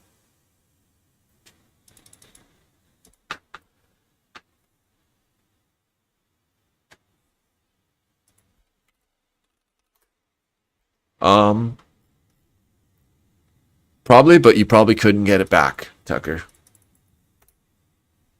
But I think with a 3D printer and a shipping container, it could be possible. What would it reveal if case use was different across groups? Yeah, there'd be so many interesting topics, like the discovered/invented question of case. To what extent are to, on, at, from, of an object fundamental aspects of semantics? Are there other fundamental aspects of semantics that we get through or get around in human language in other ways? I think that at the very least, a first step, not the only first step, not a last step, but a first step is this kind of beyond cerebrum approach, where it's like, first, get the full interoperable category theoretic calculus type, algebra, etc., for all the languages that we know about. Partially to scaffold and improve the fluency of people and LLMs. Partially to understand, well, what are all the state spaces? And then if we find that there's something where there's always exactly 3 in every language, even if they were all the same, we could still say, like, well, what if it was 4? Or maybe we'll find that there's 1, 2, and many for marking numbers in one language, and another one it's 1, 2, 3, and many, and another one it's just 1 and many, or another one doesn't have that distinction. It's like any of those, even just seeing 2 examples, is kind of like the ARC challenge. It's like you see that this could have been this way or that way, and then there's a whole state space that it could be. So there could be a special numerosity for multi-agent models where it's like there's a subscript for how many agents there are, but it can have 50 subscripts coming out of every corner, different fonts, all these different kinds of modifications, and that's just typographically, let alone how it's spoken or how it gets rendered computationally, where it doesn't even need to be limited by like how many suffixes can you add or how many subscripts would make sense in your word processor. It's about these like higher order modifications. So when people say, I'm talking about sending the data to the affective active inference models API, that could be something that gets fully fleshed out, maybe static analysis on certain components, but certainly for scientific integrity, full reproducibility, understand what is that category of models. And so that is the curious language of the incident, which is for the incident which motivates languaging, what is the curious languages that let that semantics get communicated? Okay. Some more great questions from Tucker. We will make documents. Okay.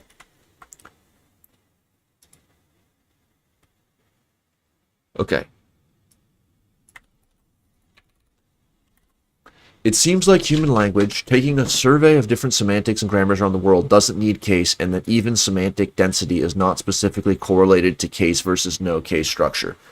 Yeah, it's highly possible that by kind of sandpapering the language of the exoteric markers of case, like English for the most part, it could be associated causally or just correlationally with an increased or decreased information density.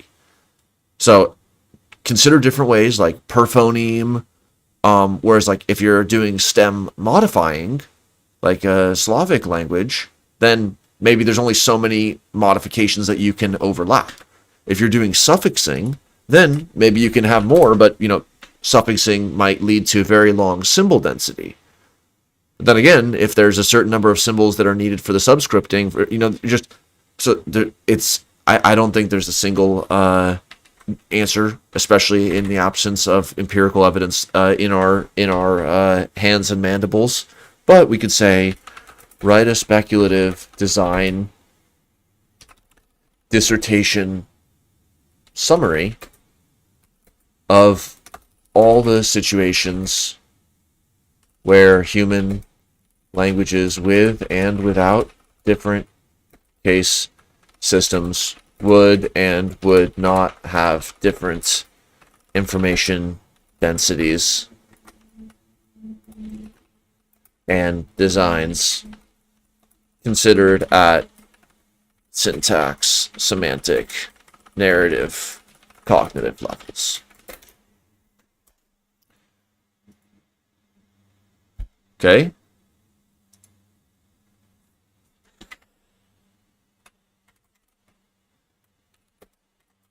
Fill in all placeholder methods.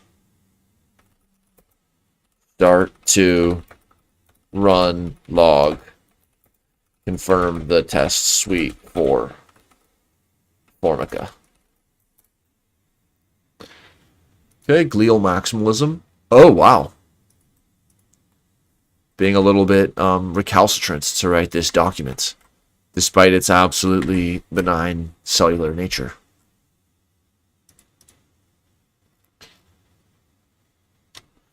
Write that and improve that into a file.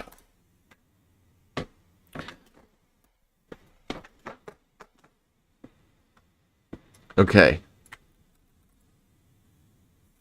Okay, Tucker wrote, why do so many ancient languages, Sanskrit, I don't know what Usarti is, Usakri, Uskari. Oh, thank you for that. We should add this to languages. Oh, it is there as Basque, Euskara.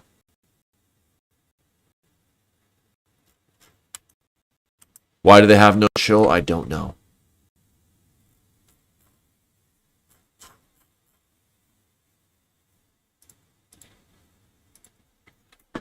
Now fully write out that dissertation. Tons of tabular formatted, crystal good stuff, parenthesis information. Vast technical mermaid diagrams, unique explanations and predictions unknown and underknown to linguists in 2025.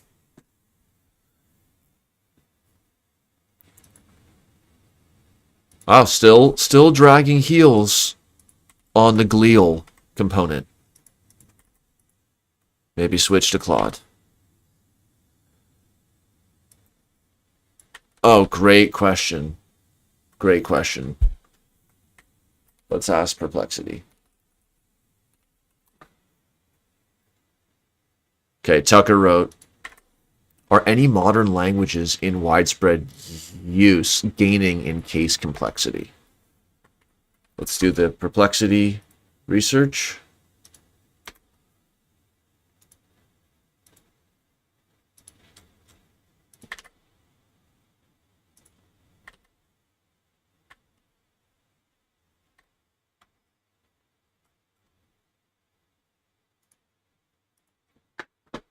Case evolution today.md.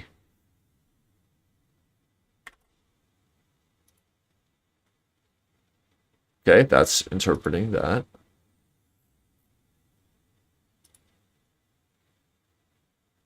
Okay.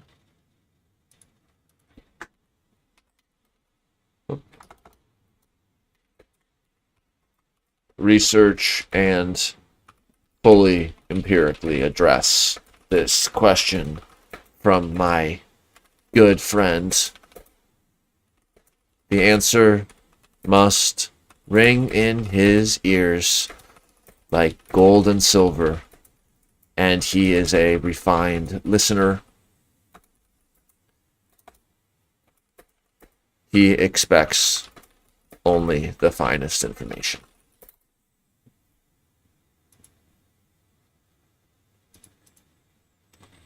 Okay. Meanwhile, Perplexity. Let's do the slower or the faster mode of Perplexity. I don't know.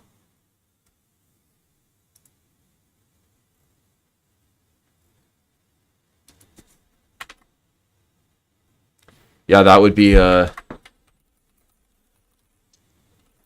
this is kind of a one approach that could be used. BEAST, which is Bayesian evolutionary analysis by sampling tree. Let's write out this document. This is going to be BEAST case analysis. Okay. I'm just going to copy in just one paragraph about BEAST.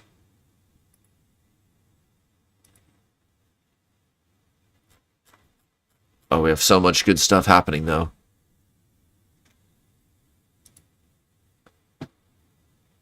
Okay, that one will finish soon. That one will finish soon. Let's just see where it got with the development. Yeah, making good progress on Formica. Okay. With this description of BEAST,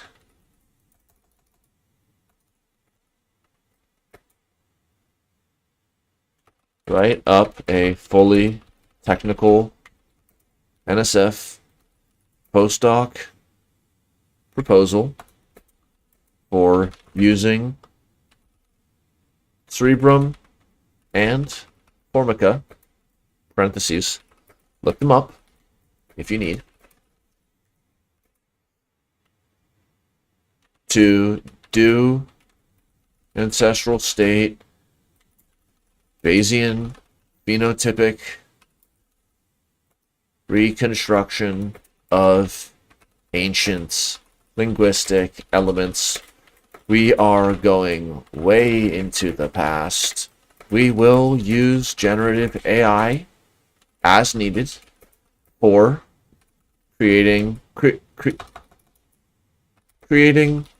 fluent text, audio, and visual media, given the explicit probabilistic models and empirical data we will be compiling and inferring on ancient and contemporary languages. Okay, glial maximalism. Oh, it's okay. It says it's for internal discussion only. I feel like I could share it here, though. But we'll reset that chat. Go back to Gemini.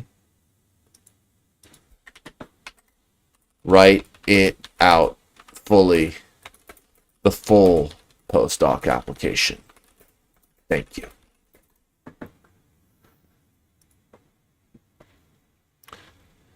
Okay, glial archetypes. Oh, this will look better on Git.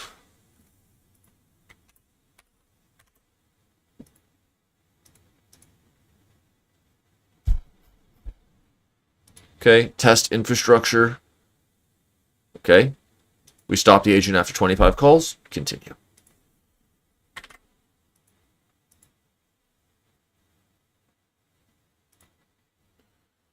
Look at the glial.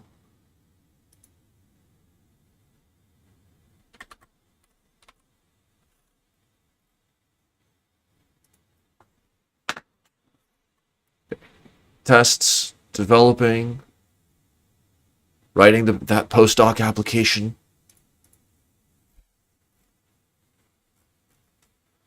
Okay, but to Tucker's question. Most linguists agree that human languages tend to simplify their case systems over time rather than develop more complex ones. Of course, just like in genomic and phenotypic settings, it's like, but then how was there a more complex one? The historical trend seen in Indo-European languages has been towards case reduction, not expansion. Latin, Old English, Old East Slavic, and Sanskrit, all of them have dropped in cases. Are we buying the dip with respect to case number? I don't know. Maybe it could go down further. Not financial advice, not linguistic advice. Okay, counter evidence. Virtually no documented examples of modern, widely used languages that have developed more complex systems.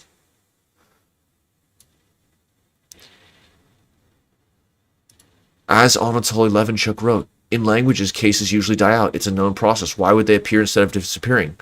Right. Why would they appear instead of disappearing? Absolutely. Perplexity, let's see. There's no strong evidence that a modern language, but could a language with more cases gain more popularity? Are any languages gaining cases? But English is right now. Rare but possible. Oh, they debate about Mandarin Chinese.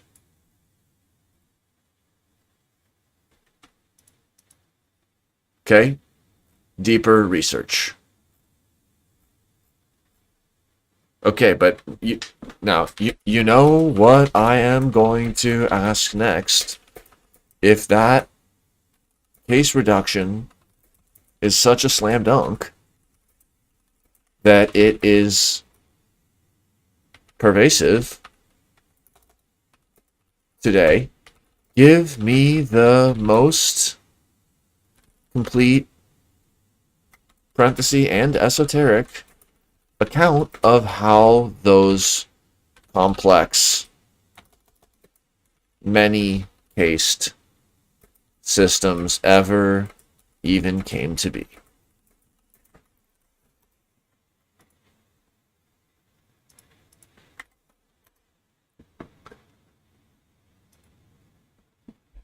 Okay, glial cells. Okay, so centering the role of the glia, and then there's the neuronal processing layer, but it's like we don't really talk about those in glia science. It's more about the kind of multiple types of glia. Microglial criticism.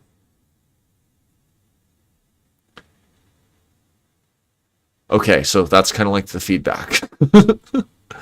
Okay. centering the role of the oligodendrocyte between neurons, using formica in the sort of neural semantics of glial.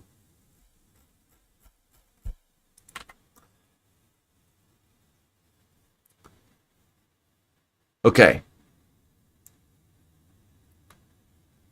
The emergence of elaborate case paradigms in languages such as Proto-Indo-European, PIE, Sanskrit, and Finno-Ugric languages involve layered grammaticalization processes and sociolinguistic factors. The PIE case system. So this is the one that is mostly used in Cerebrum. This system likely arose through spatial and semantic differentiation, but I repeat myself, analogical extension, case markers originally tied to specific semantic roles, instrumental for tools, expanded to abstract syntactic functions, phonological reinforcement, sound changes eroded distinctions between stems, prompting speakers to innovate new markers to avoid ambiguity.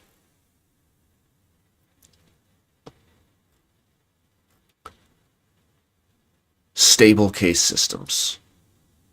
Oh, some languages did have expanded case complexity. I mean, like maybe Hungarian or some of these other ones.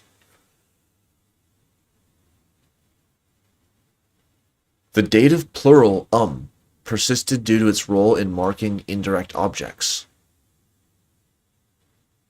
Yeah, interesting, but a little, but that's exactly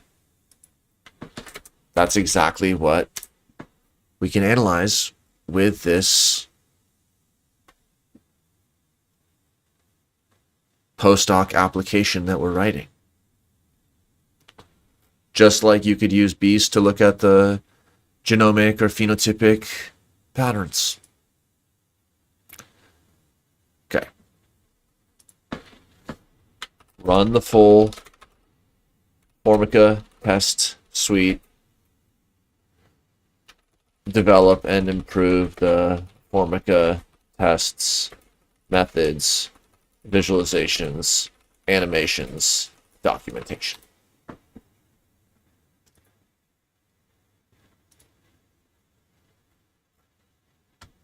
Okay. Vastly expand the NSF postdoc application, add comprehensive tables, specific explanations, and predictions in huge, valid mermaid diagrams.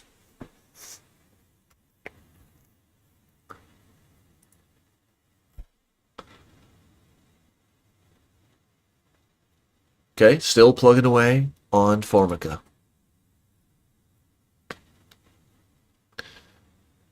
Okay, we're going to get this postdoc application done, read it on GitHub, see if anyone else has any questions or ideas in the live chat, and then call it a day.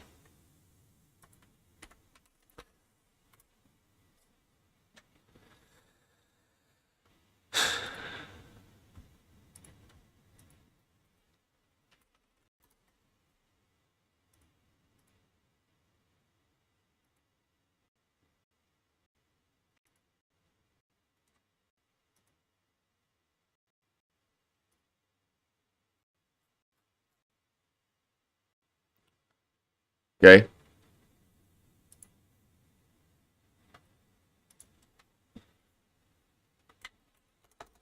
Yes. Develop everything fully. Run and improve that test suite, which yields full computations and visualizations.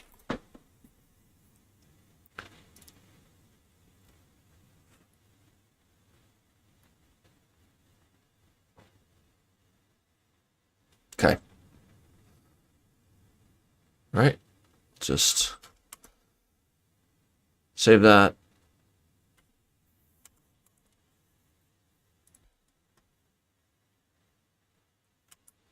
A few improvements on this kind of stuff with like the need to reapply tools and better situational awareness for the code base, reading folder structures, kind of doing better in that could be partly in cursor, partly other approaches. All right, speculative design beast.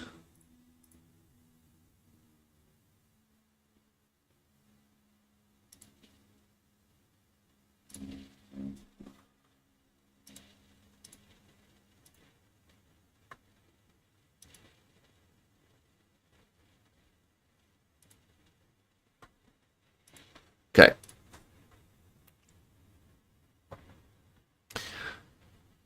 Reconstructing ancient linguistic phenotypes using integrated Bayesian modeling and case-based reasoning enhanced by generative AI.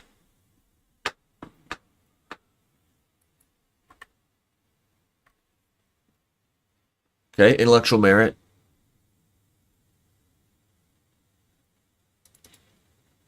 Pioneering the use of generative AI. Specific generative AI model name, e.g. GPT-4 Tacotron. I'm sorry. It is an end-to-end text-to-speech Tacotron. Broader impacts.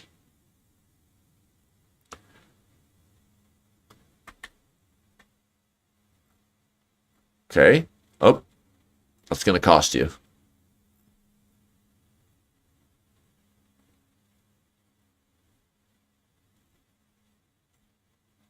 Foible.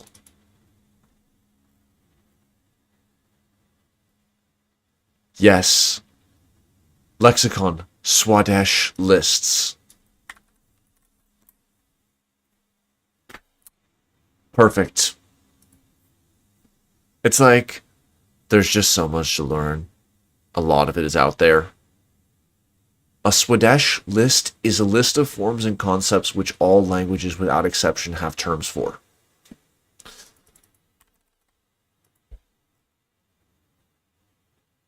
Okay, new file just dropped. Swadesh list.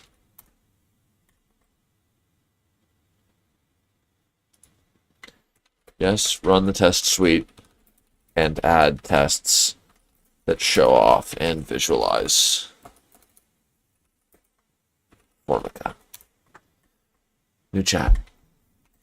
Write a Swadesh list for Cerebrum and Formica as language. Okay, thank you, Tucker. Then write another file, meta Swadesh list markdown, both maximum length and accuracy.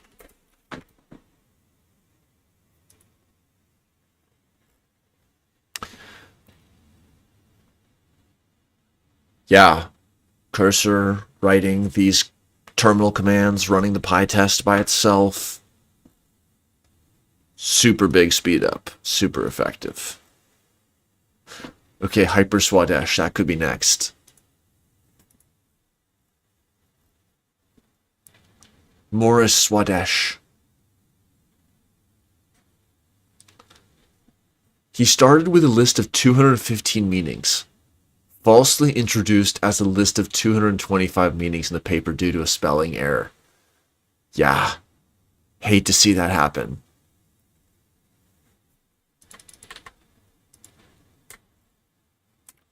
Whoa.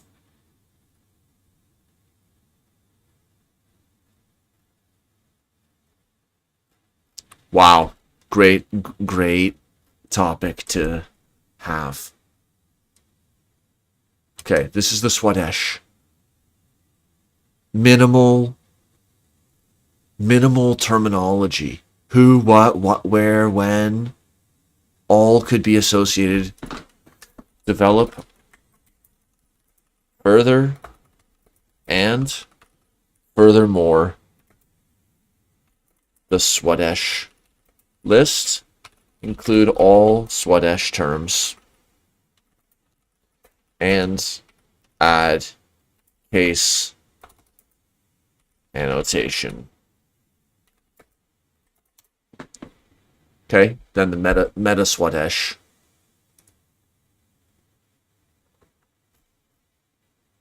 Oh, then, okay.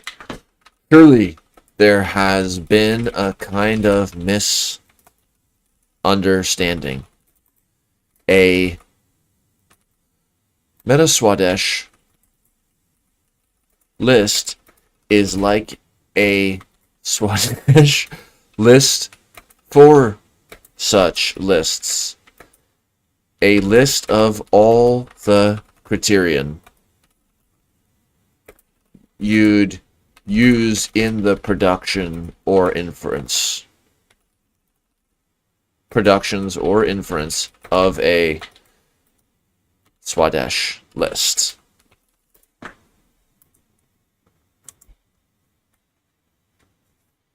Coming to a file near you.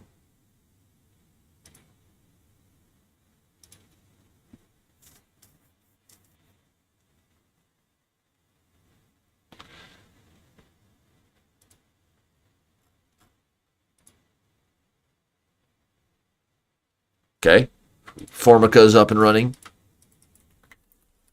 Add a visualization script for Formica. Ensure that running the test suite yields copious, accurate visualizations and .gif.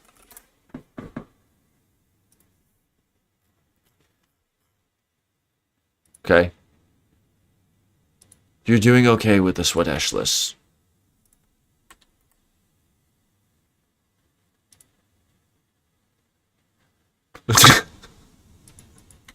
Okay.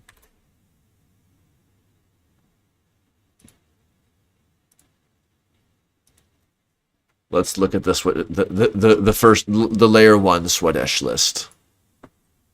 The L1. Yes, perfect. Like, this is the basis of what we need for Formica, which is what are the 200 or so concepts that we need in Formica for total ant colony modeling.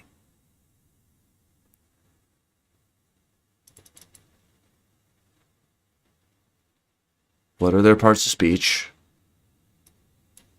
Here, nest core. There, forage zone. So it's like home and away. Like over here, over there.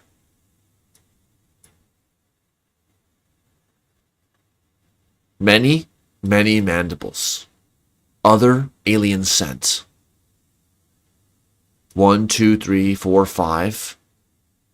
Yeah, I guess you don't even need 6. Maybe you call that just like leggish or something. Okay. Different creatures in the nest.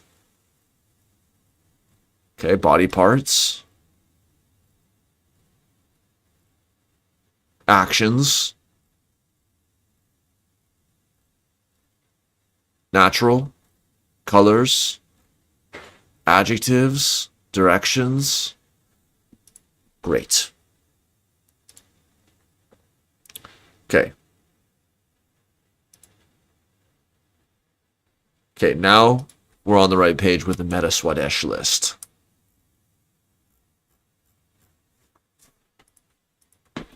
Now write that meta Swadesh list fully.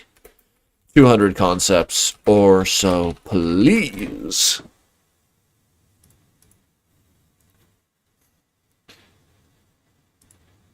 Yeah. Run the test suite.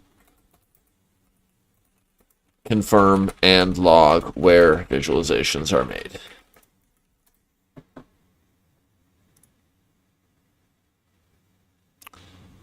Okay, I understand. You want a significantly more detailed and exhaustive breakdown of criteria, principles, and considerations related to Swadesh lists. Okay. Okay. Our next album.md. Okay, new chat. Pre-Diluvian Super Swadesh is the name of our next album. Write out all the song names and lyrics. And in callouts, describe that sound. Okay. Meta Swadesh list. We're there. It really did go up to 207.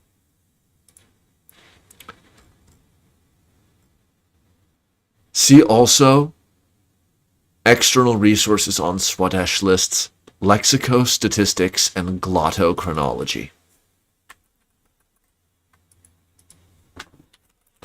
Write another comprehensive document on glottochronology.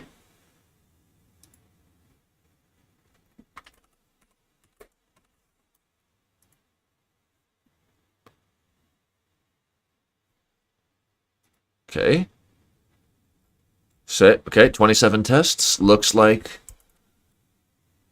Beyond Cerebrum is coming together.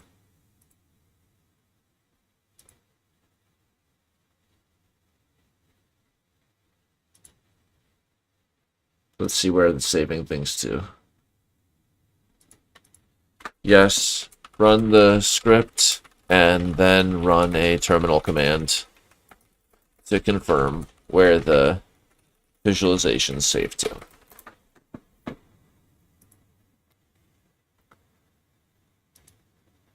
Glottochronology is a controversial method within historical linguistics that aims to estimate the time depth since two or more related languages separate from a common ancestor. It attempts to do this by quantifying the degree of lexical replacement within a specific subset of core vocabulary. Yeah. I think Bayesian methods could help a lot there.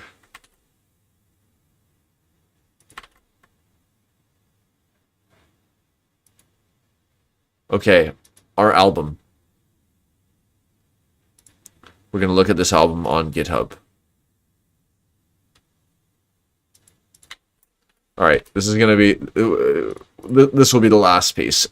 I think people get it. It's possible to go beyond Cerebrum in like a 20-minute period.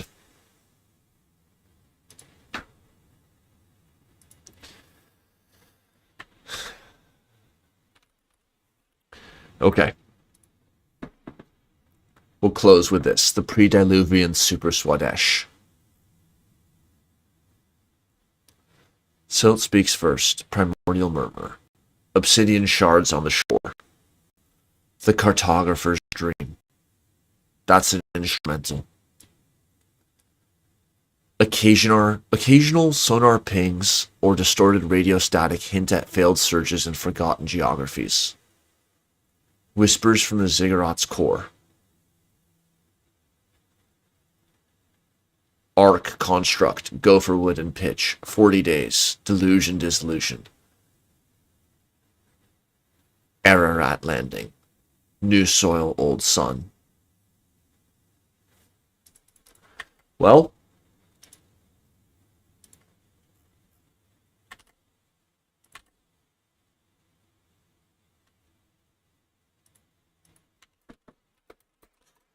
hope this has been a interesting stream for people.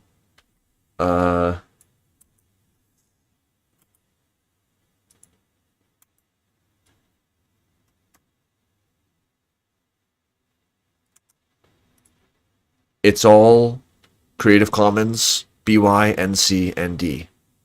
So if you want to work on it, feel free to make contributions to the repo.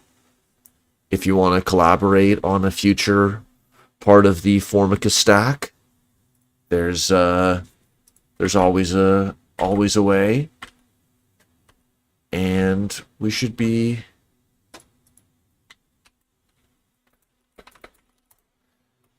on our way.